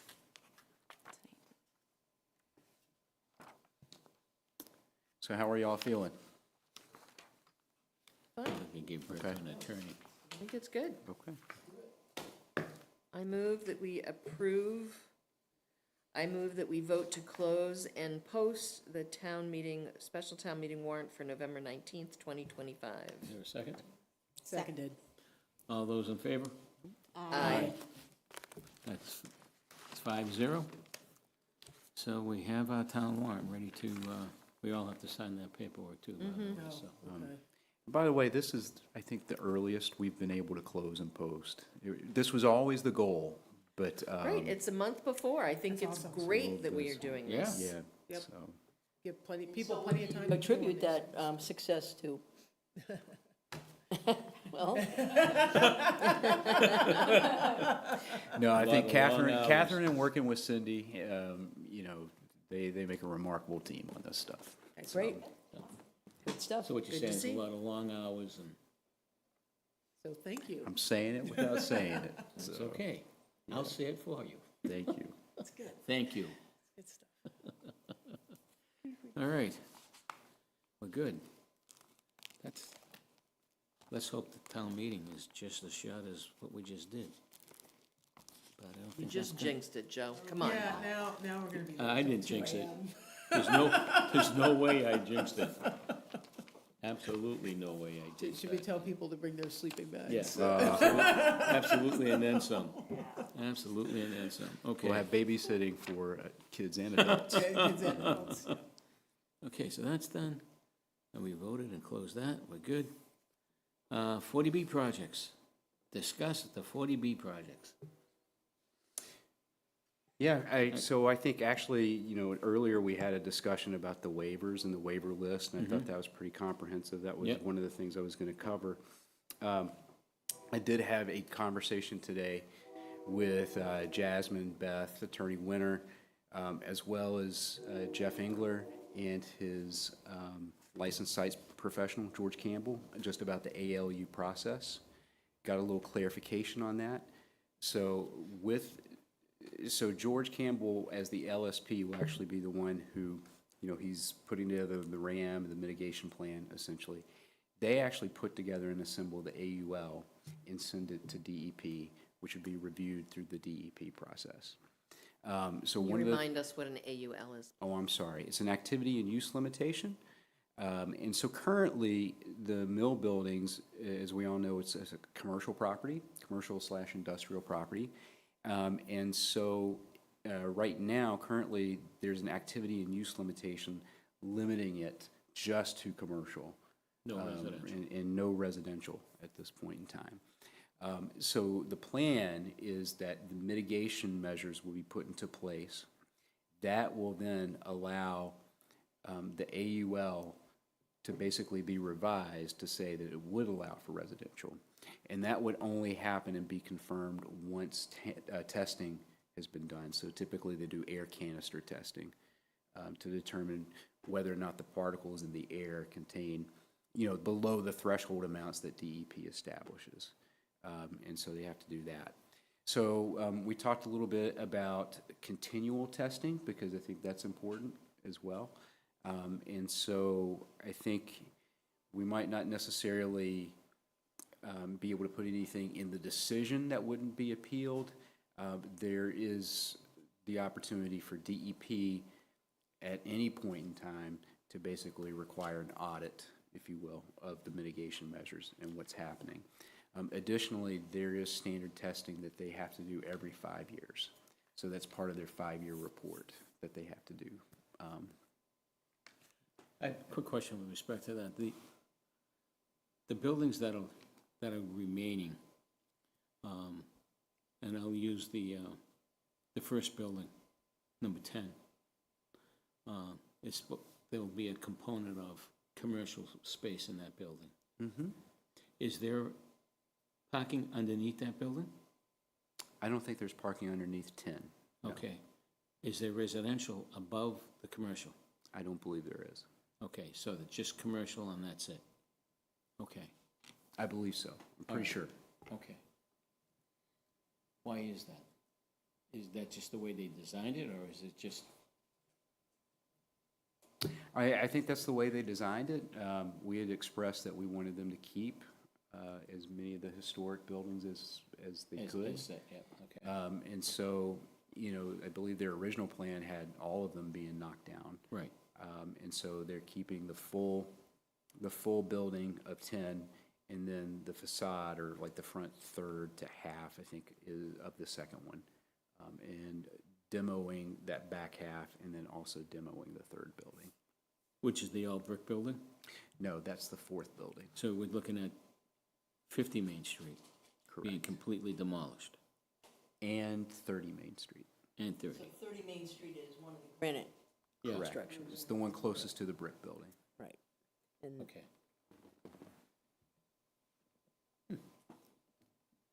Okay. Okay. Yep. Any other questions? Or? yeah, so I just wanted to kind of follow up a little bit on, about the meeting that we had with DEP and EPA, and, you know, it was very disappointing on many fronts, and I think we've all kind of hashed that over a little bit. But I do just want to ask that there were a lot of questions that were submitted by, you know, residents. And they were asked to submit questions because they wouldn't be able to have any conversation at the meeting. They wouldn't be able to ask questions at that time. And I appreciate that there had to be some controls around what that meeting would look like and how much time. And then, of course, as we all know, it just kind of fell flat on its face with not really providing any substantive responses. And so I know that there have been some posted now on the website to the questions that were asked at our meeting, but honestly, and I think I maybe have even said that to you, Michael, that it feels like somebody just took the video and had AI try to match up the questions, which, because there are sometimes the responses don't seem to match up with, like dust comes up in almost every response, right? So what I would ask is that we take those questions and, you know, I don't have a problem with grouping them according to similar themes, you know, like there were a lot around the vapor barrier, right? And then presenting those to either the folks that were here or other representatives and asking for a written response to those questions that then could be posted on the website. You know, I think it's only fair based on what we were trying to do at that meeting and what we asked, and what was asked of the citizens, right? I mean, basically, we said to them, you can't talk, but you're gonna get your questions answered. And as we well know, that didn't happen. So I'd really like to follow up with that. You know, additionally, one of the things that has arisen several times, is the height of these buildings. And in particular, one of the things I had asked for this week were the renderings. When they didn't come through with the balloon test, they had offered that there would be renderings, and so the renderings that they submitted had no setback numbers. They had no height listed on them. There's nothing that would give you any sense of what you're looking at. And so I ask again, because I'm not sure where that was brought up last night, but I'm not sure we still got any place. They're gonna go back now and put numbers on them. Okay, well, how about a rendering that shows how it actually looks in comparison to the existing buildings, right? So, I mean, it shouldn't be too hard to do that. You can either take... Do an overlay. Yeah, you can do an overlay, you can take an existing building and just put it next to it. You can do back up and do a broader, drawing that would include several buildings, say, the brick houses across the street, and then all the way down to one to the church and 128 Main. Let's look at them, or things across the street. The same now up at 61 Waverly. So last night they responded to me, yeah, there's already numbers on the architectural drawings. Okay, so I went back and I looked up the architectural drawings. Yes, indeed, there are numbers, but all it is it's not even a picture of the building. It's just sort of shows the levels, and it says 12.9, 12 feet, 12 feet, 12.8, you know. What's that supposed to mean to anybody? I mean, that doesn't give you a sense of what the structure is going to look like, you know. And a couple other things I know that Mrs. Gonfrade has brought up several times about, as have others, brought up about water and you know, I've asked, what would it cost if we had to tie into Southborough, right? We have that ability, but what would the cost be? And it doesn't seem to me that we have an unlimited amount of water. I mean, I think there was a time in the world when we felt like we did. I think that time has ended. I think we all have to be thinking about water supply and, you know, what does it mean to have to tie in for financially, and really, I think Mrs. Gonfrade too had some numbers in terms of what we actually have for capacity currently, right, before we would have to. Yep. And the other thing is the MWRA, not MWRA, but the sewer, right, the gallonage there. Okay, so we figure that if this project or these projects go forward, then Framingham will let us buy some more gallonage, right? Or the governor would basically say, yeah, you've got to give them more gallonage that we pay for, right? And so And the cost. that too is at a cost. And, you know, I just kind of feel like we talk about these things, but we never get any answers. We just talk about them, and I feel like so often through this whole process, questions have been raised by many people regarding these projects. And, you know, if you're lucky, you get to say what your concern is, but I don't think rarely do you walk away feeling like you have a response. And there's just such an emptiness to this whole process that it's astounding to me. Claudia, can I jump in for a second, because I do want to add, and thank you for your comments, that I've been reached out by a few of my constituents as well, especially about the meeting with the EPA and the whole question piece. And I actually want to say that your remedy around getting those questions answers makes a lot of sense to me if we can just get it in a way on the website that, I mean, groupings are fine, but we need to be able to display the questions that our residents have been asking and make sure that there are clear answers to them, so folks know that, you know, they did abide by the process that we asked them to abide by, but they did not get the answers that they were looking for, and that was a huge disappointment. I don't think we've had a meeting since that. Right. And then, so thank you for bringing it up. And I got a lot of negative feedback about that, and I would like to address that. It's not just because we got negative feedback, but, you know, again, we asked people to follow a process, and folks felt like their voices were not heard, and that's not, I think, what our desired result for that was. No, I think. So that's the first piece, but go ahead, Michael. You were going to No, I was going to say, I mean, I was disappointed, just as disappointed, if not more so, than everybody else, just because I knew what the expectations were. I knew what our expectations were in terms of what we wanted coming out of that meeting, and what we felt going into that meeting. We felt like everybody was all set to deliver, you know, the product that we were all talking about. So, I can certainly take ownership of that. You know, it's a fine line. You know, you didn't necessarily want to prep, you know, DEP and EPA, but at the same time, you want to, you know, make sure and follow up and make sure that, okay, this is what the expectation is. Do you feel like you're going to be able to meet that? And I think that's the message that we had received. So we were surprised. And I certainly agree. If everybody is comfortable with us summarizing the questions and kind of grouping them by topic, I'm happy to send it to DEP and EPA and ask them to, you know, take some time and respond thoughtfully.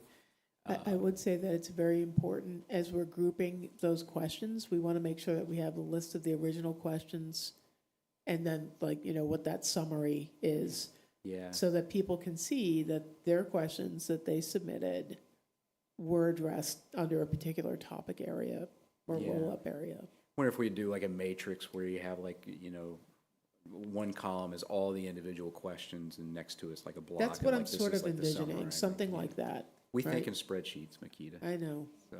It's an affliction. Yeah. Yeah. You know, and just one last comment, I think it's my last comment, but, you know, one of the things that we're doing as a board, and you're doing with your department heads and that, is looking at what are our highest priorities in the community. And it has struck me, because I brought this up even, I think, at our July 12th retreat, is that, to me, whether or not you are okay with this or you're not okay with it, it's one of the highest priorities in this community, what it's going to look like and how, you know, what the community is going to look like based on whether or not, like I say, you're for or against it. It's really important. And Claudia, I spent 10 hours working with them to figure out the design and to work with them on that. I understand, it's important. yeah, I just feel as though we haven't, it hasn't felt to me that, I feel like, and I think I've expressed it, you know, that I feel as though I've had to really struggle to even have some conversations sometimes around this, so. Yeah. Can I add, I mean, I'm going to interrupt for a quick second here. What about a public forum with those questions to be asked? Well, we talked about a public forum last meeting. I know we That's did. here Yeah, on I my know we list did, too. But, Yeah, I and mean, that if- way we can have follow-up questions because. I love that idea. But again, I think I just want to make sure, and I think we can definitely do that, but I want to make sure that those original questions that were submitted get Well, those answers as quickly Right, as because possible. those original questions may have follow-up questions. They Are you should. talking And about if you another don't- public So forum with Yeah, I'm not DEP and understanding EPA? yeah. So I think, you know, I mean, I feel you, Claudia, because I believe too that this is like the biggest project, the biggest impact. It's gonna shape our community for Yes. the next generation. And I think part of just listening to you and hearing all of this, the one thing that just kind of popped into my brain was part of the frustration with this is because it's a 40B and it's not in front of the planning board. So when things are in front of the planning board and they have control over all of these things, like, you know, they demand things from a developer because they're asking for a special permit or whatever. Like, when you were talking about the renderings, like, they don't even really need to have anything concrete in front of the ZBA. That's like part of the problem is that the process doesn't require like the specificity that the planning board has. And so it's frustrating because, you know, I mean, I have my own personal frustration that I feel like we kind of, that the front end of the hearing, we probably could have pushed harder at the front end. And, you know, our attorney, you know, like we could have asked more questions and pushed harder You know what at I the did beginning. recently?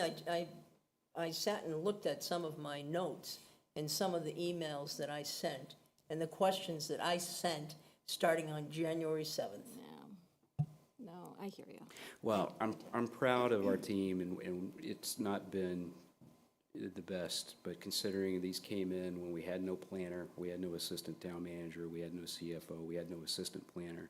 And you know what? The town owes those people an apology for the way they treated some of them, and that's one of the reasons why they're not here. I'm starting to get a little resentful because as I feel like it's like there's some resentment coming at, you know, some people who are really just trying to juggle things the best they can. And if it's not good enough, then I don't know what to tell you. In regards to the priorities in the project, I was very clear on July 12th that those projects would happen after we talked about the tri-board and the 40B projects, after those evolved. Guys, I get it. I've been here. I was here when Cirrus was going on. Like, that was my first meeting as a town manager, was a public forum in the community center with Mrs. Kane coming up to me and saying, how could you let this happen? And I think the town would be really, really, really surprised to find out what I put on the line personally when that happened. Like me almost personally getting sued. Look, if you want to fight the right people. Fight the legislature. Bring Karen and Jack in here. Have the conversation with them. That's where it started. That's where it ends, with the legislature. Don't pick on us. And you can laugh and you can scoff, Claudia. That's not fair. Michael, I don't think I'm picking on you or anybody else. I am simply stating what has gone on in the last 10 months. And there have been many questions that I have put forth and others have put forth that haven't been answered, haven't been responded to, or have taken multiple times. And, you know, and I understand, is there an element of frustration with the fact that it is a 40B and that, and an element of powerlessness? Absolutely. But that doesn't mean, just because, it doesn't mean that we just walk away, you know? And I think maybe sometimes I feel differently about things than others, you know, and I don't think you just walk away. I think you have to stand up sometimes, and I think that's been Yeah, I wish, I guess, you know, I wish we could feel like we were frustrated at the right things and not at each other. And, Well, it's not easy when you have a developer that, even at last night's meeting, there was, I'm sorry, I'll use the word, arrogance. And it just, and it bothered me, and to that point where, you know, I wasn't at the meeting physically, but I was watching it on Zoom, and I have to say to myself, wow, you know, he was going down, and he started getting on John, you know, and I'm saying to myself, really? Really, this is what 40Bs are allowed to do. They're allowed to crap all over people and do what needs to get done on their part, and don't give two shakes of a monkey's tail about what the effects are with the town. I'm still waiting for answers from the traffic study. I'm still waiting for answers. You know, we're all waiting for answers. Yeah. And when, I guess the frustration is, when do we say, okay, enough, Mr. Engler, what is your response to these questions? And if you don't have responses, then it's up to the ZBA to put down certain restrictions, and if he wants to appeal them and take it to court, that's his prerogative. But we have a responsibility to this community. We have a responsibility to our heritage. I'm sorry. I mean, there's too many things going on here. Too many people just lost people because of the things that are underground. Marie is you know, she was a crusader with respect to this, as were others. But just to have this cavalier attitude, it doesn't rub me the right way in any way, shape, and form.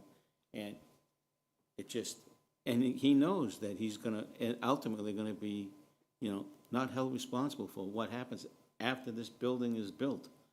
You know, after the traffic problems are looked at, after, you know, the MBTA adds additional trains downtown, creating additional traffic concerns.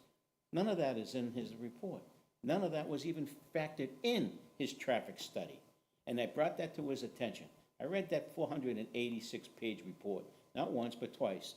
And I can tell you that none of that stuff was even discussed or even thought of after.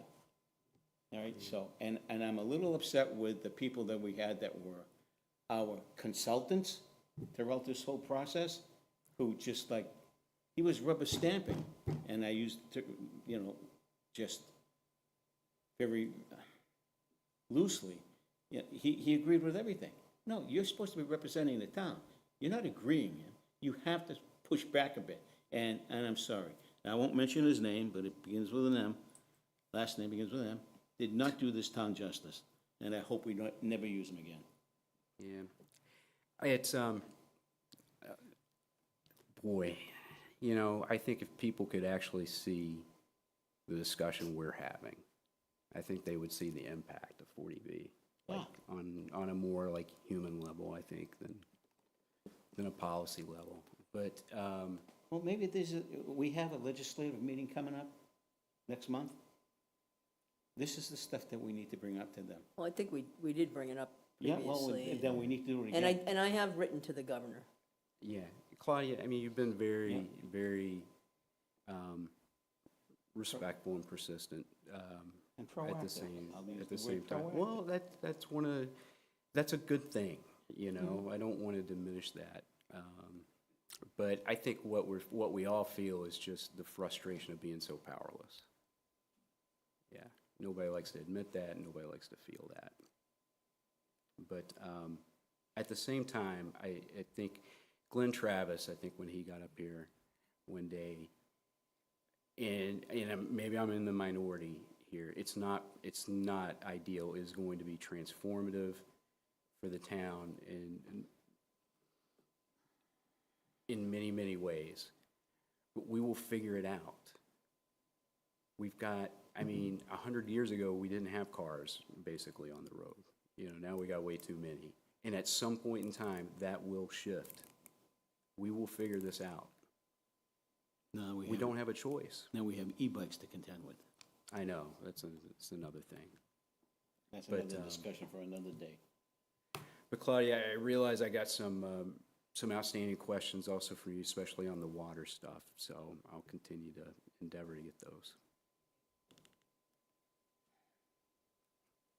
Claudia, and we're on the same team, I know that. I know that.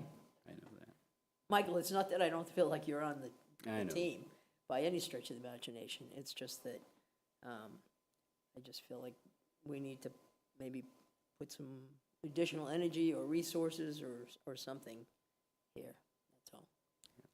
And, you know, ultimately, it might be for naught, but at least, you know, you can say you tried, right?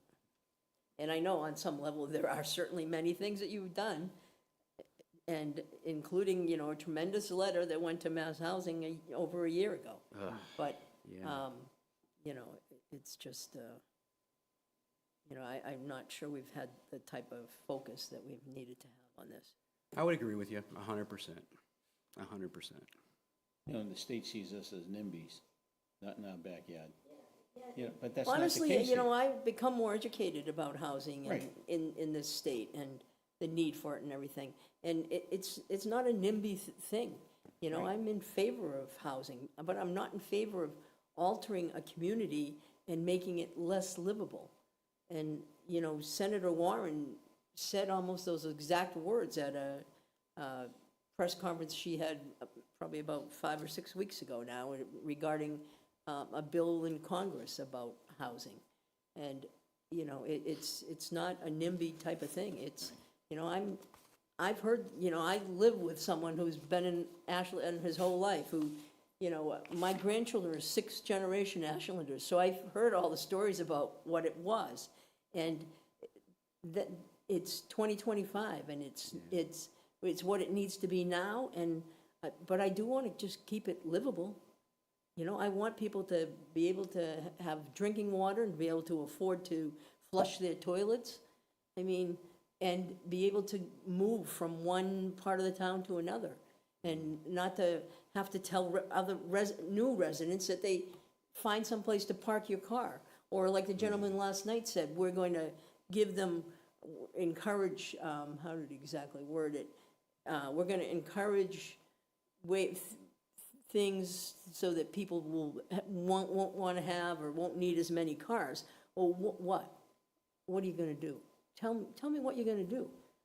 You know, I mean, we're joking about it afterwards. Oh, give everybody an electric bike. I mean, you know, yeah, anyways. Never mind the safety issue. Yeah. That's right, and that's. I'm willing to listen to all that, but, you know, I mean, that's certainly is number one. So I won't mention the retaining wall on Myrtle Street then. In the Are line there of any sight. other updates on the other two 40B projects? 61. 61 is going through their waiver list. Did they, and again, I did not watch last night, but did you talk about the ledge removal? Did they talk about? No, he I talked didn't about. watch. That's why I'm asking. He did talk about ledge. Okay. And he talked, yeah, he said a couple of things that were kind of troubling, I thought. Yeah, like, Conservation it's type. a lot of ledge there, so. Yep. Okay. And then nothing on the 55. Okay. What about 501 Pond? That is still with wind development. Okay. And they are looking at, I think they went before the planning board recently, and they had a discussion about kind of the change in the program. They're actually going to make more, keep the footprint, but make it more affordable. And so they needed to get an extension on the permit. Okay. And a modification on that So piece. instead of 25% affordable, they're going even more? It's like 60 or 70%. Yeah. Wow. So that's good on that one hand. On the other hand, to finance it, they're using something called LITAX, low-income housing tax credits, which is like a competitive, somewhat lengthy process. Okay. That has to go through the state. Yeah, it may be going away. So, Yeah. exactly. Yeah. Where they It can may get be something going away beforehand. Sooner than we anticipate, unfortunately. Okay, so that's the update on the 40Bs. Yeah. Yeah. Yeah, I'll definitely take more affordable housing units. Big time, big time. Especially at 60 AMI, 60 to 80 AMI. wouldn't be bad. Yeah, that's a what few of the- those units were gonna be at the lower end? Really? end, yeah. Wow. That's good. great, actually. That is very good. Yeah, That's good news for us with respect to that. it is. Yeah. Wynn's a good outfit. Well, it could be all like that. That would be nice. But it's not gonna happen. Okay, we already did the consent agenda. Oh, I'm sorry. Update on the comprehensive plan, joint planning board and select board meeting for the next week, 10/23/25. I think it's 8:15. I think that's when Jen can Yeah, be that's when the there. consultant can do Yeah. her presentation. Yeah. So everybody's good with that? Yeah, at one point, they had talked about trying to do it at our meeting, but we felt because it's planning board Yep. jurisdiction for the comprehensive Yep. plan, it makes more sense to do Okay. it at a planning board meeting, Yep. so we're all Thursday night? invited to that Also, we have our last meeting tomorrow night. tomorrow night.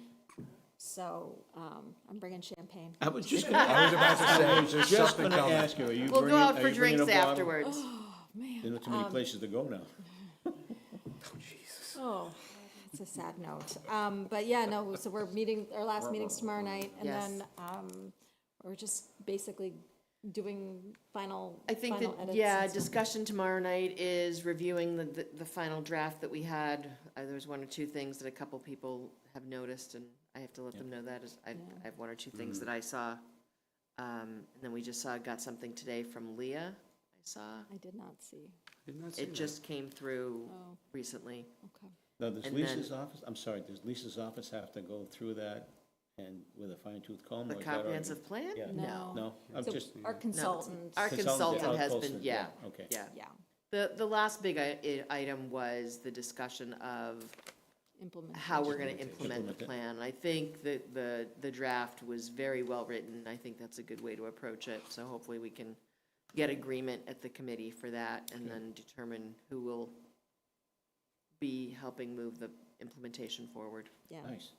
So And when do you- also, like, the plan will be to vote, hopefully, all of us in the planning board Right. vote next week. And then it'll go to The town town meeting, it's meeting. on the warrant. I don't know if there's a discussion tomorrow night. I haven't looked at the agenda about what the presentation to town meeting is gonna look like. Oh, I haven't looked at that. I don't know that Have that's you- been Is she gonna do the presentation? No, or- she won't. No, no, the consultant, it'll have to be committee members, I think. Yeah, I don't, I'll have to check my email, just look back, but I think Registry and Stacy did not necessarily feel comfortable Oh, doing it, because, That's interesting. yeah. I think we can tag team it. I'm if looking at you, necessary. Yolanda. Oh, okay. I mean, Yeah. it's a pretty, So it is, you've been very involved. yeah, it's a and- pretty yeah. straightforward plan. I mean, I don't think we're certainly not gonna get into detail of every single goal and strategy. It's basically, we're gonna, I don't know if you're doing any town Present the meeting forums process. beforehand, but I think we certainly should, and maybe even have one just about I wanted to talk to you about some stuff for town meeting anyway in prep, so. So it's probably more or less about the process, about how many participated in the, like, the Right, public some of the details, some of the participation. information about how we got to where we are, and, Yeah. and then hope people approve it. We also should make sure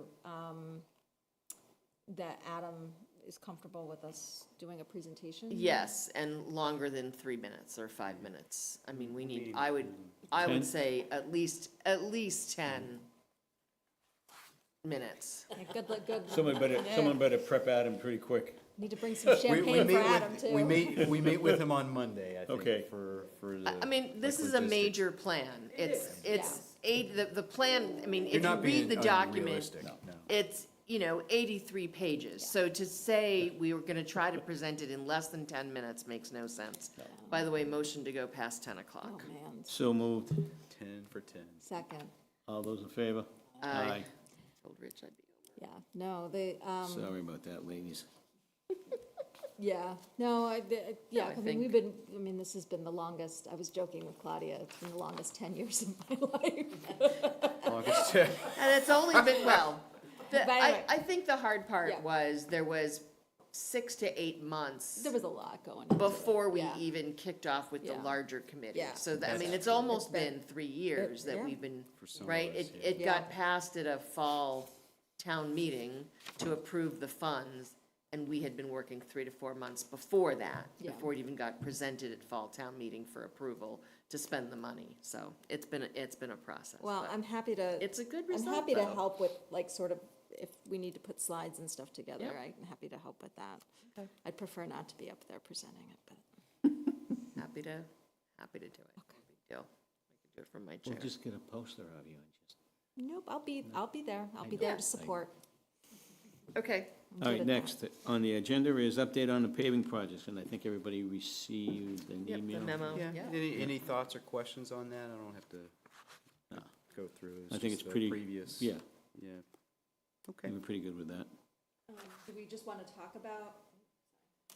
Do we just want to talk about what, the paving projects that we did receive in our packet, just so folks are aware of what was, like, what was completed this year, and then sort of what the plan is for the future? Yes, we should cover that. Go ahead. You're the you want clerk. me? Go ahead and read it. Oh, she's vice chair. I'm Where's that clerk? I'm Vice okay, chair. I'm okay, I'm Sorry, okay either reading it, one. though. Okay, Alright. so, the memo that we got from Dan Maurer said, here's an update on the paving projects.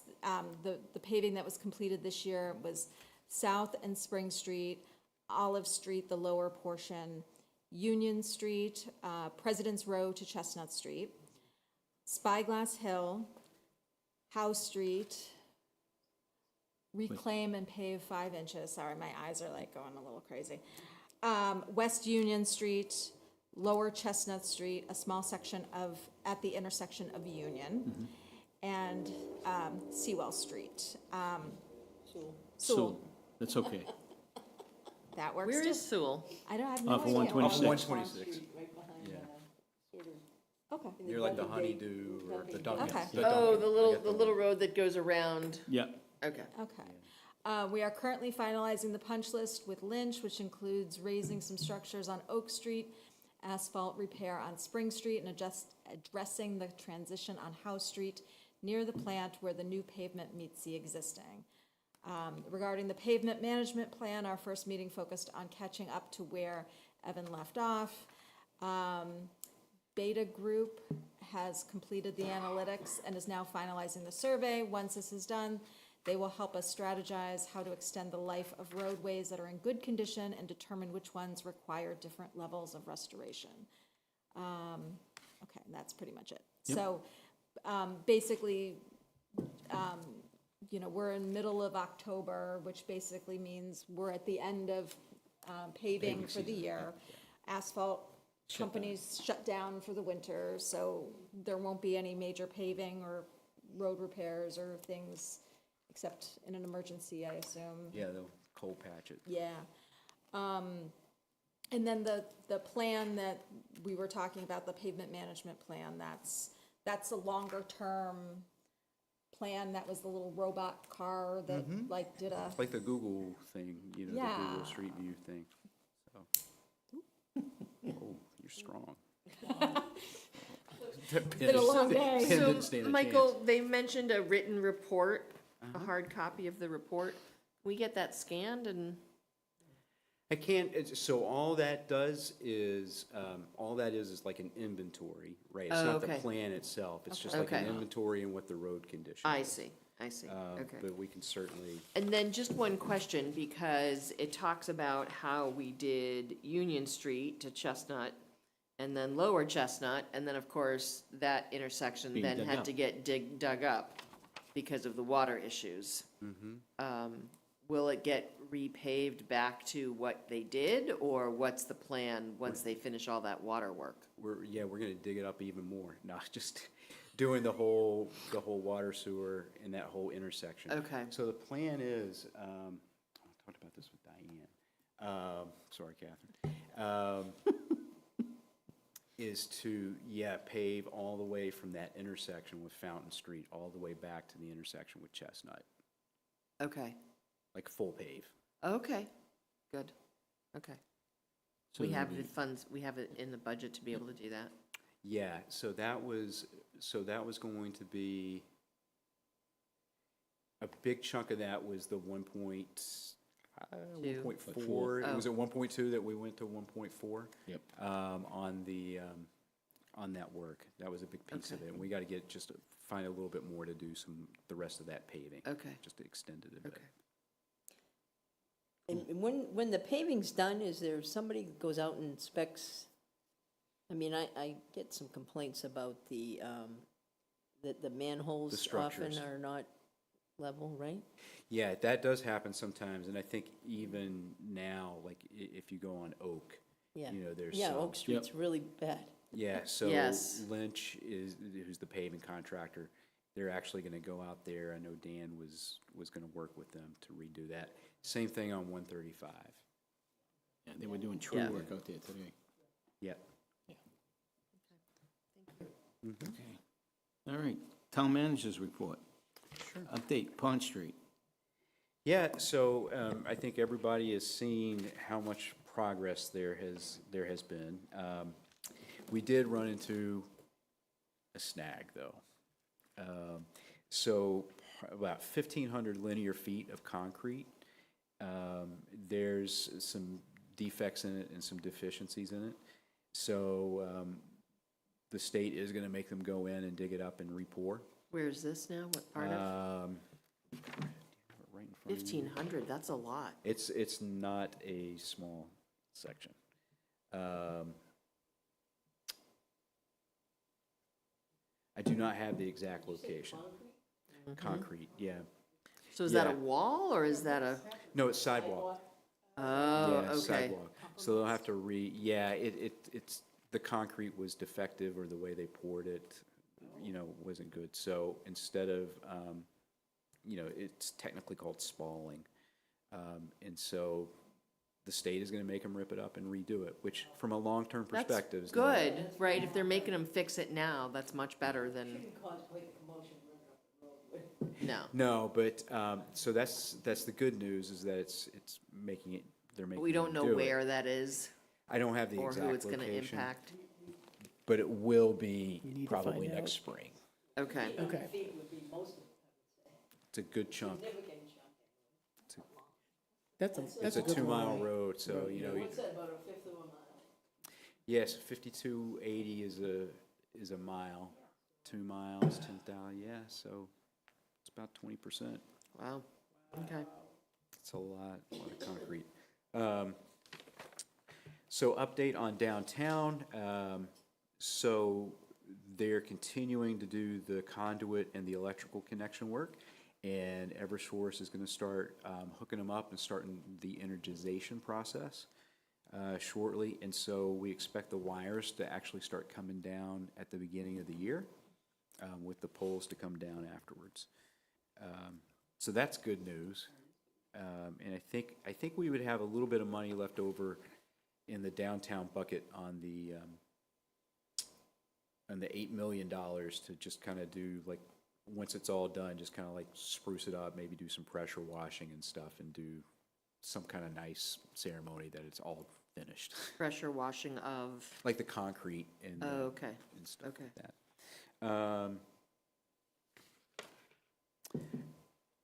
Do you want to discuss the citizens? Actually, real quick. Yeah. There's still some issues with some of the plantings in downtown. Okay, yeah. There's still the extra tree, I talked to you about this a couple years ago at the library, right, with Lois's tree and then the other tree. Getting mulch at different places, I guess, has been an issue, trying to put stuff down. Bushes that are still dying and not being pulled or replaced, and so I'm just wondering I know we now have a third-party contractor coming in and doing some of the landscaping work, or? Yeah, so you're talking about Yellowstone coming in. Yeah, they're doing some of the landscaping work, not just in downtown, you know, keeping it clean, but, you know, the Valentine property, some of the other properties around town. And I only ask because, I mean, the Garden Club does a lot of work at the library, in front of the post office, and a couple of other places, and I have not been actively involved, unfortunately, but other people have, and they're saying, you know, could we work a little more closely with these volunteers who are doing stuff in regards to, they go in and they weed stuff, and they'd really like to get some mulch put down, but it's hard for them to do it, or ways to water things, or I don't know. And I guess my question to you is, who can I point them to, or who would it be good for them to be talking to? Because should it be you? Should it be, Yeah, send something to me, and then I'll talk to Doug and Dan. okay, okay, I'll pull and see something what we together. can do.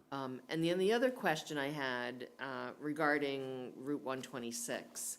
So I've been given some information, I have to pass it on to you, of more native plants for the roundabout outside of Shaw's.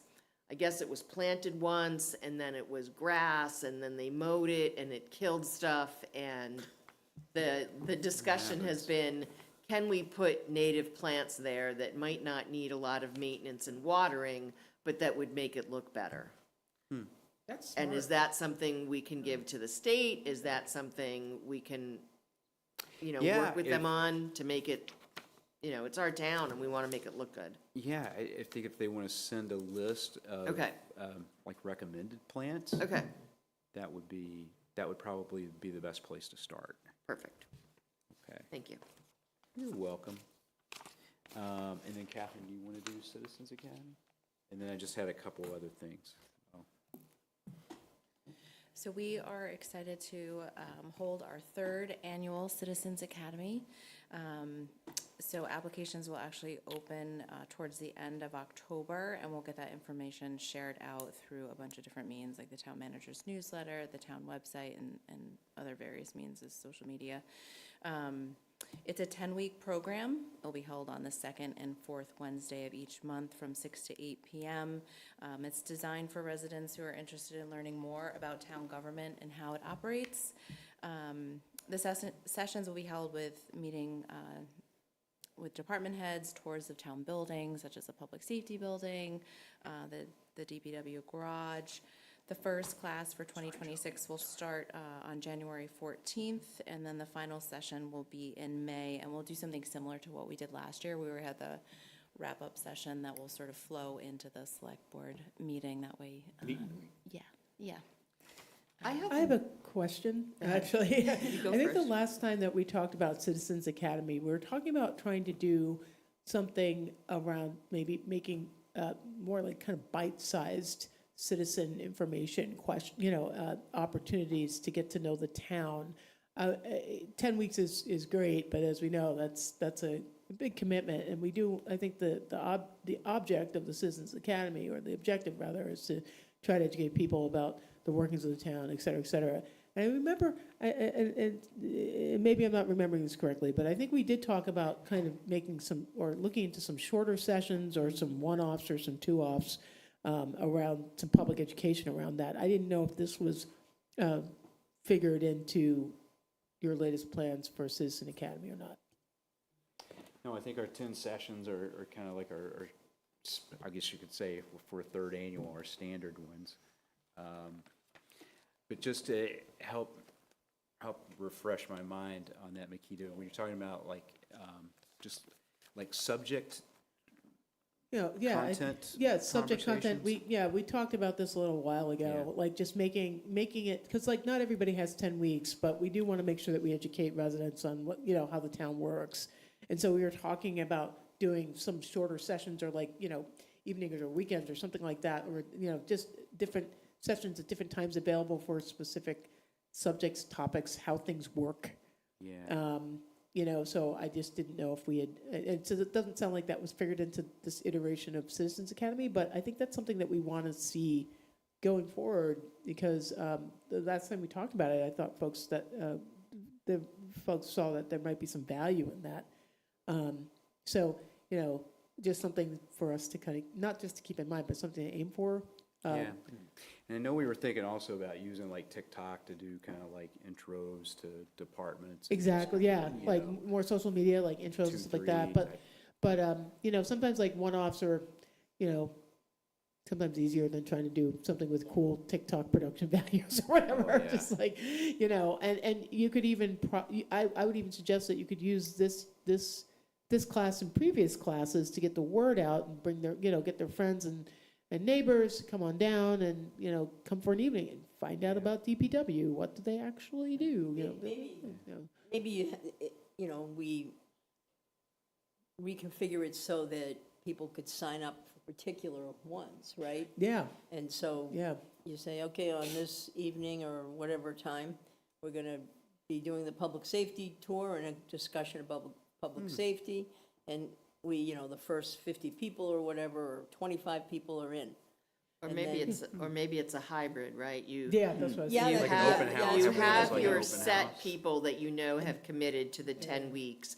And then depending on where you're going and what you're doing, you could say, okay, we're gonna be in this space. It could allow for 10 more people or 15 more people. Yeah. So we're gonna open this session up to other people to just come and listen and Yeah. participate that Could way. use the That's a flock camera for possibility. that. Yeah. I love that idea, and I'm wondering if you can implement it in this run, and maybe pick 1 or 2 sessions, maybe towards the end, because you weren't initially planning for it, but, you know, maybe a couple ones that you know that might be of interest, if we could get the word out and kind of do a, you know, like a little trial run, see how that works, get some feedback, and maybe, yeah, I'd like to, I think that would be really great for residents. We'd like to challenge you to try that. Yeah.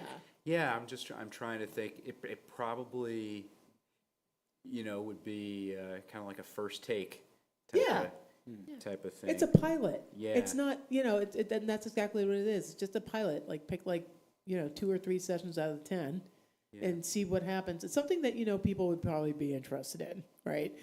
Not all town departments are essential and interesting, but we do know that there's some. We won't have them some go that to the might be finance, more glitzy than others, perhaps. I don't know, but I think that might help a lot of folks not just understand how the town works, but also even gain an appreciation of how town employees support the town too. So, And just to follow up on that, a couple things.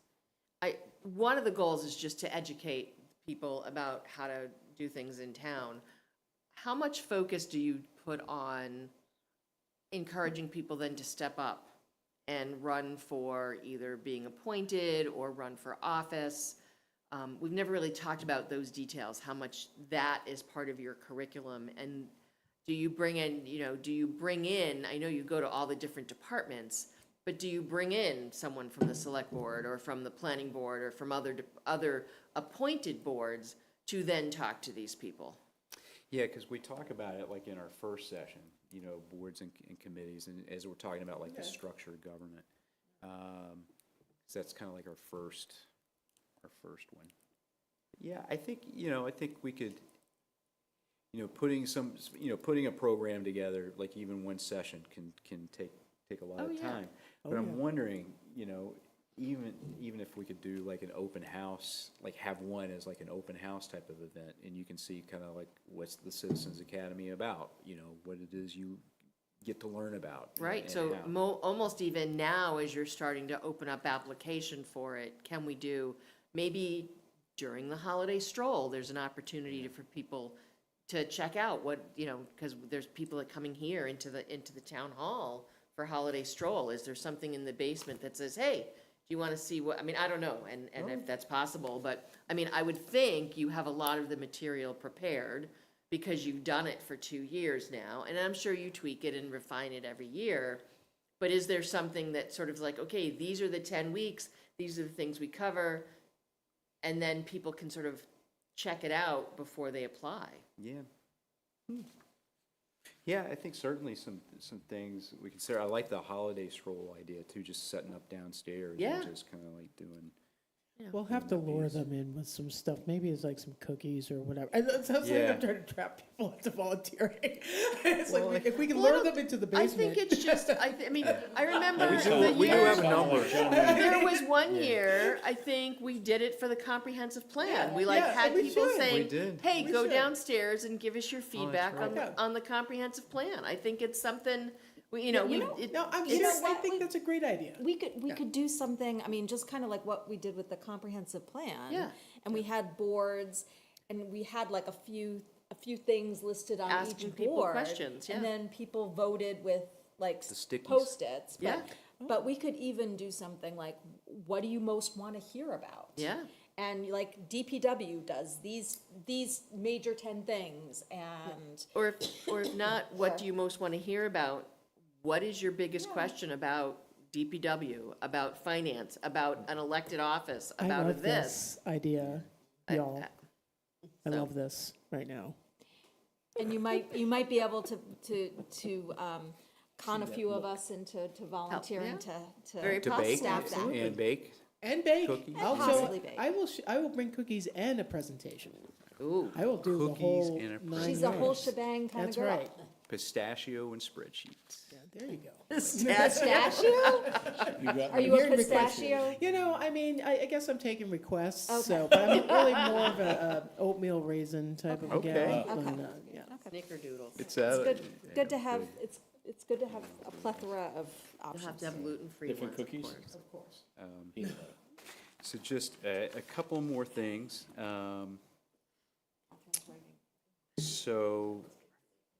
So I did, so we did issue budget instructions to the department heads. And so we're asking them to do two budgets essentially. So one, which is a level funded budget, meaning, you know, the amount of their stays the same. So no growth between FY '26 and FY '27. And then another one with a 5% reduction. And, you know, we put some specific guardrails around that. We will, at our next meeting, we'll go over the budget calendar and just kind of the timeline and what that looks like. Let's see, two other things. I don't know if you noticed in the consent agenda or had a chance, we got two grants for our public safety department. Very nice, congratulations. Our police department, you know, ended up getting, I believe it was a $30,000 grant, EMD, Emergency Medical Dispatch Grant, and our fire department was successful in getting almost $700,000 to replace a truck that was, a new brush truck that was once on the capital plan to be funded through general fund capital. So congratulations to them. And then finally, I had an opportunity, Nikita, you were there, to go to the Diwali celebration over the weekend, and it's always a good time. Yeah. Just the Ashland Indians Club just do a tremendous job, and it's like it was the first like town multicultural event, like town helped sponsor, and so we're proud to continue to do that. And, you know, it's a small amount for a pretty big impact. So yeah, that's what I have. You good? Yeah. Catherine's good? Stop baking those cookies. Yeah. You need to bake some cookies. Yeah, Yeah, what kind Joe. would you like? You want Anisette cookies? Take your pick. Hey, You're gonna be right. holidays are my, never mind. We won't go there. Miss Yolanda, board reports. So a couple things. Tuesday, this past Tuesday, yesterday? What day is it? Yeah. Tuesday, I am, as a district representative for the Mass Select Board Association, I am also then on the executive board for the Mass Municipal Association. And we had our retreat yesterday where we talked about strategic plans and talked about the fiscal report that the MMA just recently sent out. If you have not had an opportunity to read that, it's some interesting reading. And then the next discussion is, what are some recommendations that we can give to the legislature to say, okay, this is the fiscal cliff, these are the fiscal issues that we're dealing with, and how can we look at opportunities to give towns and cities other ways to potentially increase their revenue besides just a 2.5 override. It was an interesting conversation, and the one thing that I took away from it was Ashland is not the only community. Many communities are dealing with what we're dealing with, that you know, schools and what the schools are having to do and how they're handling things between special education budgets and charter school reimbursement and out of district and just the whole funding. And I had an interesting conversation with someone from Franklin that I still remember when I first joined the school committee and had conversations with Karen Spilka about Chapter 70 and the school funding. So they've taken Chapter 70, and now they have, they've done one reiteration of it. The next suggestion is going to be that they're going to take away the hold harmless that certain communities had. So there are certain communities that, but when Chapter 70 was put in and when they did the first sort of update of it, they had certain communities that they held harmless. So these communities were receiving more funds than they should have based on the aid. And so it looks like at the next go-around, they're going to take that money away that says, okay, you've been held harmless for this long, but your student population is still going down, and you shouldn't be getting this funding. So that's something that's being gonna looked be a at. I kick. don't know how soon, but that's being discussed. Well, I Yeah. think funding has always been related to student population, so. It has, but the communities whole- that were receiving more than they should have, when it was revised, their numbers did not go down. They maintained the same funding. They maintain the same student per pupil funding. So if their student population That's not how I went understood down. it, but okay. Yeah, no, that's how And then- hold harmless worked. And, yeah, I mean, we know that way back, Franklin was getting like $5,000 per student, we were getting $800 per student, so. Then the other session I went to the week before was a Mass Select Board Association's presentation on finance tied into this report coming out, but there was a woman who presented about how to market and talk to your community. So I have some great notes that I will then be willing to share out. One of the things that I thought was interesting is, I know, Michael, going into town meeting, you have your town managers forum.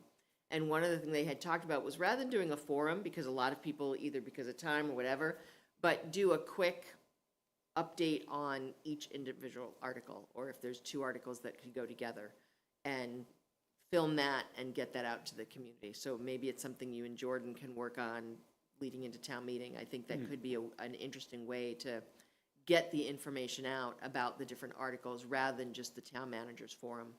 So just that little bit.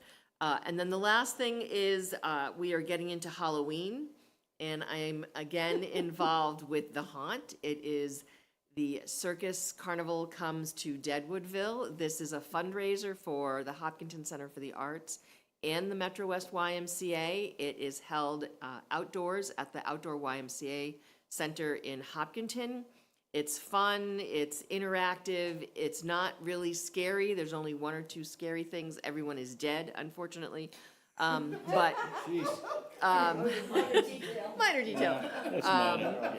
But it's Friday and Saturday night, 17th and 18th, and then the 24th and 25th. And then they have a fun children's version on Sunday afternoons. Nice. So if, it's recommended for 10 and older for that in the evenings, but 10 and under, there's a fun children's version. So Nice.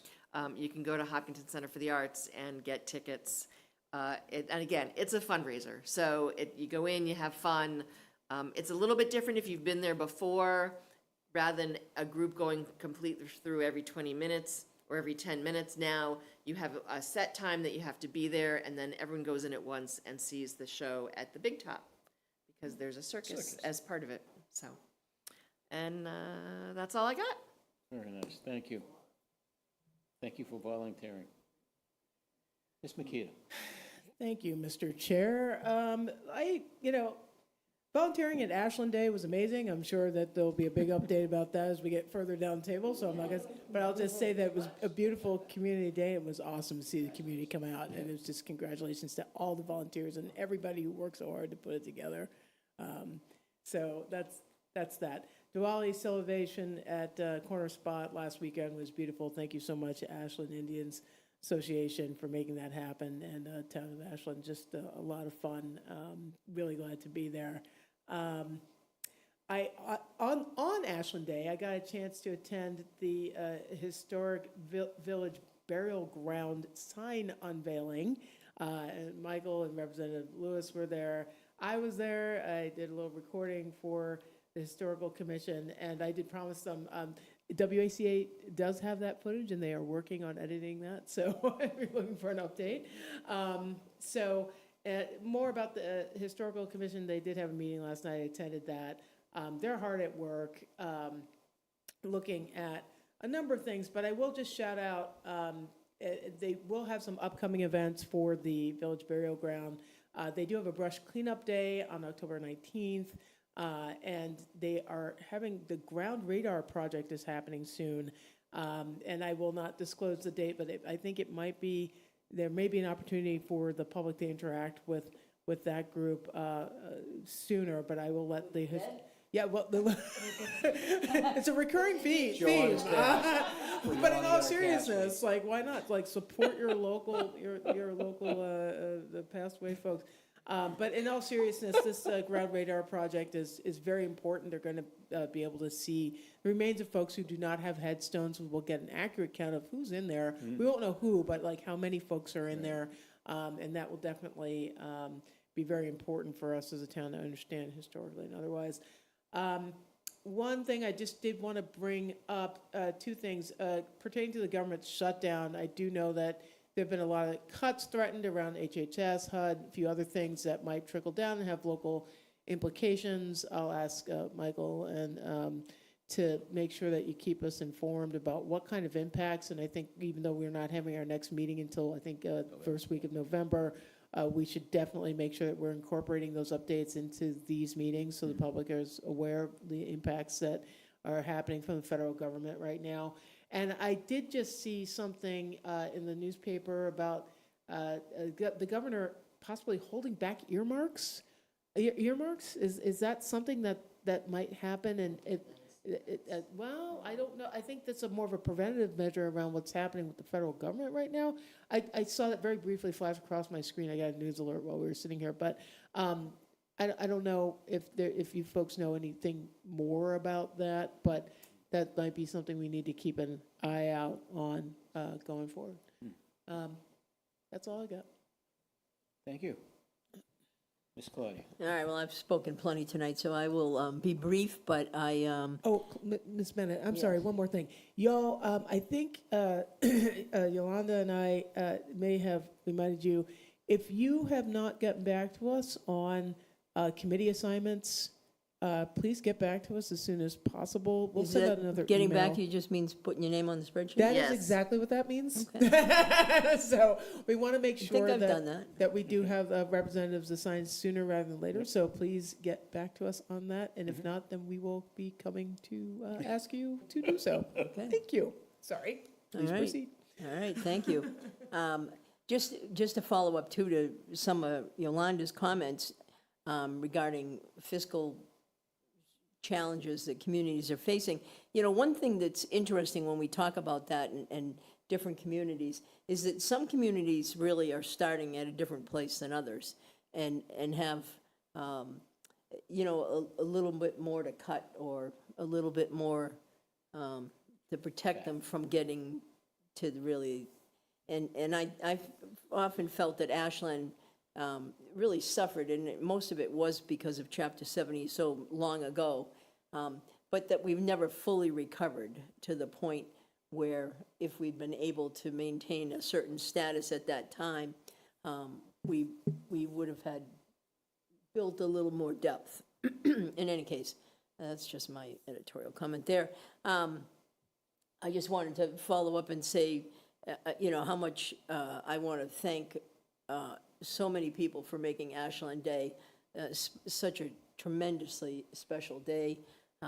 You know, especially Brandy and Josh Wixer and Chrissy Reynolds, who just did yeoman's work. Yeoman's, I mean, unbelievable.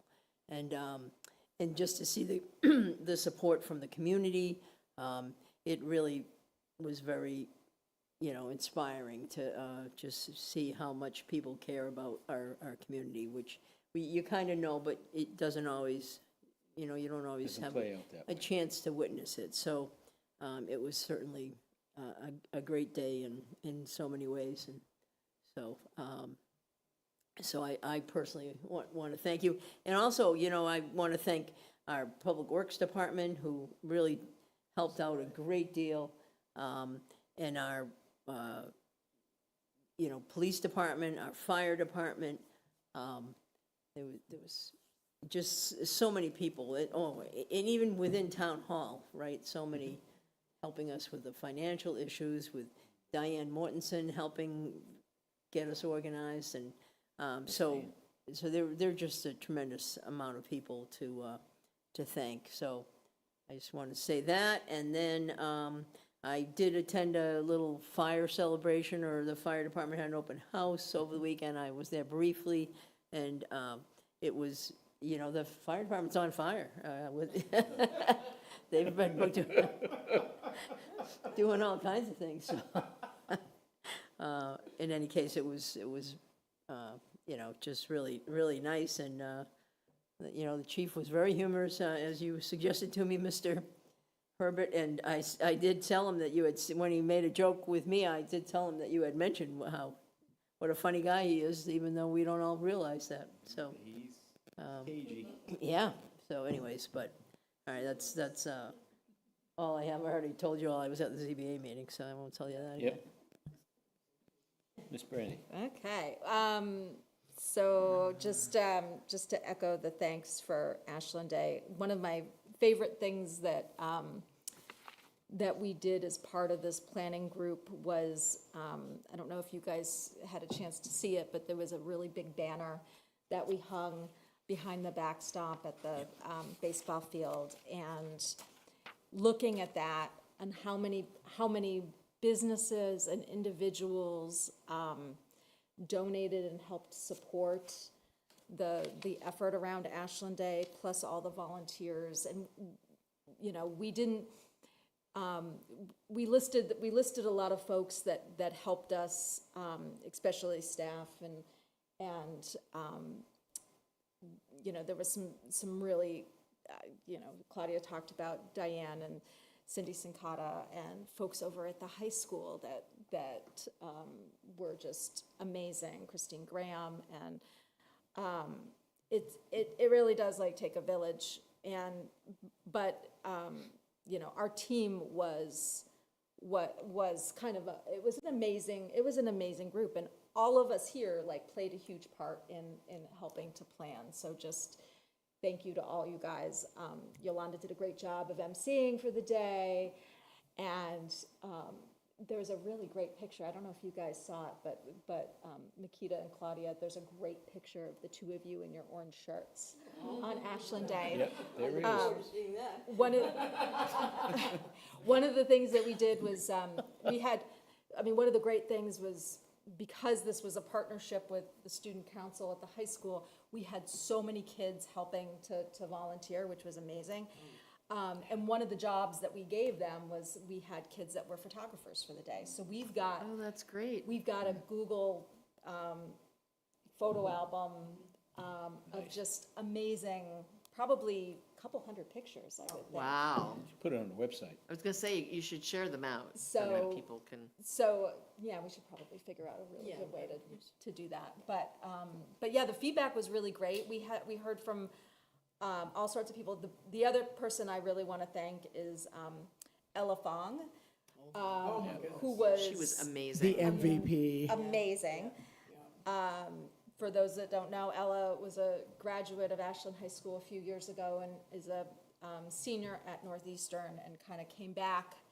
She wants to be an event planner, and she's just phenomenal. She And jumped right in, that's for sure. she managed all the booth stuff. She is an event planner. She is. That's what she is, yeah. And she so she really knocked it out of the park. And all the booths had activities and things. And the feedback that we got from folks that had booths said that the traffic was high, that people were engaged, that it was the best interaction that they've had. It was a great experience for them. So that to me is a win. And that's mostly thanks to Ella, to be honest, because She was a big part of the Pumpkin Fest when they She did it, did, when there was no yes. Ashland Day in 22, I think it was. So she and Josh Wixer were pulled all that together. So, yeah, so it was good. We're having a debriefing meeting on November 2nd. So hopefully, Joe, you can come and join us, because I think part of that is like the feedback from everyone and how, like, you know, what next year could look like, and how Ashland Day can keep that momentum going. Right. I think is work. important, because all the volunteers were just thrilled to be a part of this. So it was good. Congratulations. It was a great Congratulations. experience. It was a great day. So, so I'm still in kind of recovery from Ashland Day. And then I had my son home for this weekend, so I was kind of, I was involved with that. But our, the last weekend of the Ashland Farmers Market is this Saturday. And we're scheduled to have office hours. I don't know if anyone else is able. I know I heard from Joe. Joe's got stuff. Early, I can help. Okay. When do we get started? 9? Yeah, I can do like a 9 to 10. Okay, okay. Okay, awesome. Sounds good, okay. I had totally like blanked on it until I looked at my calendar, and I was like, oh. I have it on my calendar. Yeah. Okay, okay. Awesome. Thank you, guys. Yeah, yeah. And then that's all for me. We're wrapping up comp plan, and that's about it. Very Thanks. nice. Thank you. Oh, and one other thing. I just wanted to congratulate Joe on being our lifetime clocker. There was a little bit of satisfaction in there, surprising you with that. So, just a little bit. So, Nicely Just done. a little bit? just a little bit. Just So, a little but, bit, huh? But in truth, you built Ashland Day, and so wasn't just me. it felt very right to thank you. to honor you and to acknowledge like all those years of. Well, you kept me speechless, and that's not hard to do. It's good to surprise you every once in a while. It's not easy to do. Not hard to do? It's not easy to do. Not easy. It's not easy to do. So anyway, but Thank you. congratulations. Thank you. Well, that was the first thing on my list, was to thank the committee for that surprise. There were many people that, you know, over those 40 years that made that day work. As you all know, it's not one person. There is a community of people that get together, that put that on. And over the years, that, off the top of my mind, I just spotted out 3 or 4 of them. They were the original guys that sat down and said, what are we going to do?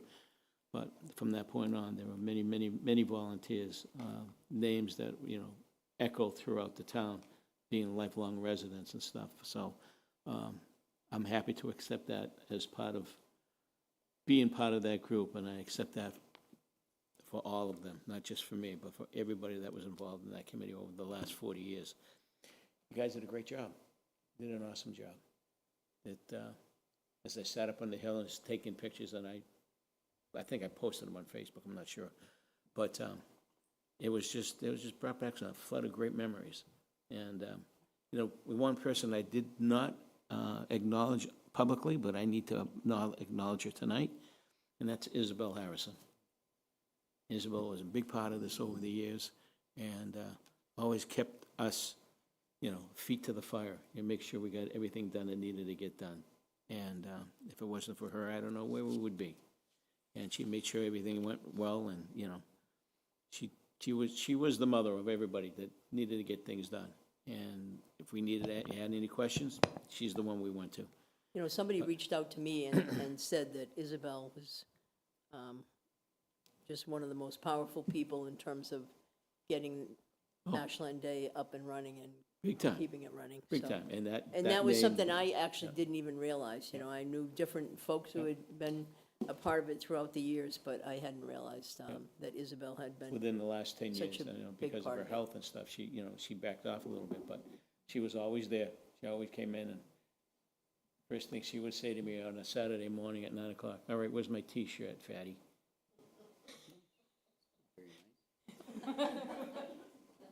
You know, I could accept that from her, because at the time I was, not anymore. But anyway, it was quite the honor, great day. couple other things. Habitat for Humanity at 487 Main Street. I don't know if you saw this or not yet, but it's an application for Habitat Humanity home. This is the application. It was on their website, and it has all the requirements, all that's needed. And Michael, I'll give this to you so you can put it on your website, or I can just email it to you. One or the other. And it's different dates are available to get certain things done, and the AMI as to what the regulations are. For one family of one, it's at 60%, it's 69,000. Family of four, which is the median age, 60% is 99,000 is what you can make up to be part of that lottery process. So, which is great. So and, they don't have an owner for that house yet? Nope, Oh, nope, okay. nope. Yep. So, but it's they're ready to work on it. If you have any other additional information, it's www.habitatmwgw.org/home ownership application. And that's printable, so you can get that information. You can get one of these, and you can get the form itself to fill out all the forms to. So that's to apply to get the house, To get the okay. housing, right. Because I know we had chatted about trying to find a day for us to do a Right, and select board I build. did reach out to Hank, and Okay. Hank apologized. He said, I forgot. He says, I will definitely talk to the folks that are in the process of building it. Let us know when those I've days seen, are available. TGX and TJX and a couple of other Yeah. companies there doing a build, so I thought it'd be cool to Oh, yeah, absolutely. go do a build. Absolutely.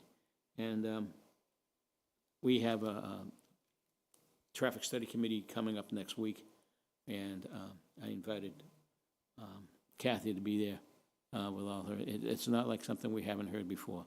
And lo and behold, once you pave a road, the first thing we get are complaints that people are speeding down the road. So maybe we should keep the roads bumpy and, full of potholes so people slow down. Can't do that. We have to spend that money. But anyway, long story short is, again, thank you. It was a privilege and an honor to receive that award. And was there one other thing? Oh, yeah. Ashland Town Halloween Parade and Party. It is Thursday, the 30th. We meet at Montenegro Square, and we do our little parade down Congress Street to the New Mendez School auditorium and gymnasium, and, cafetorium, I should say, and then gymnasium. If it's inclement weather, which I hope it's not, just go directly to the gymnasium at 6 o'clock. If not, we'll meet at Montenegro Square and be escorted by police and fire and have a wing-ding of a time. Everybody gets a goodie bag, even adults. They dress up, and we give them a gift certificate to Target and whatever. We used to give the gift tickets to Burnham's, but not anymore. They're not open anymore. So we want to go Erica's. We can't do that anymore. So the Murphys, yeah, you can't do that anymore because they're only open certain days. I know, right? Yeah. We have Mexican food, though, if you love Mexican food, which we all do. So with that, I'll entertain a motion to adjourn. And by the way, my brother, my little bro, happy birthday. Yeah. So Can't- moved. All those in favor? Aye. Aye. Good night, God bless, and we'll see you in November. November 5th.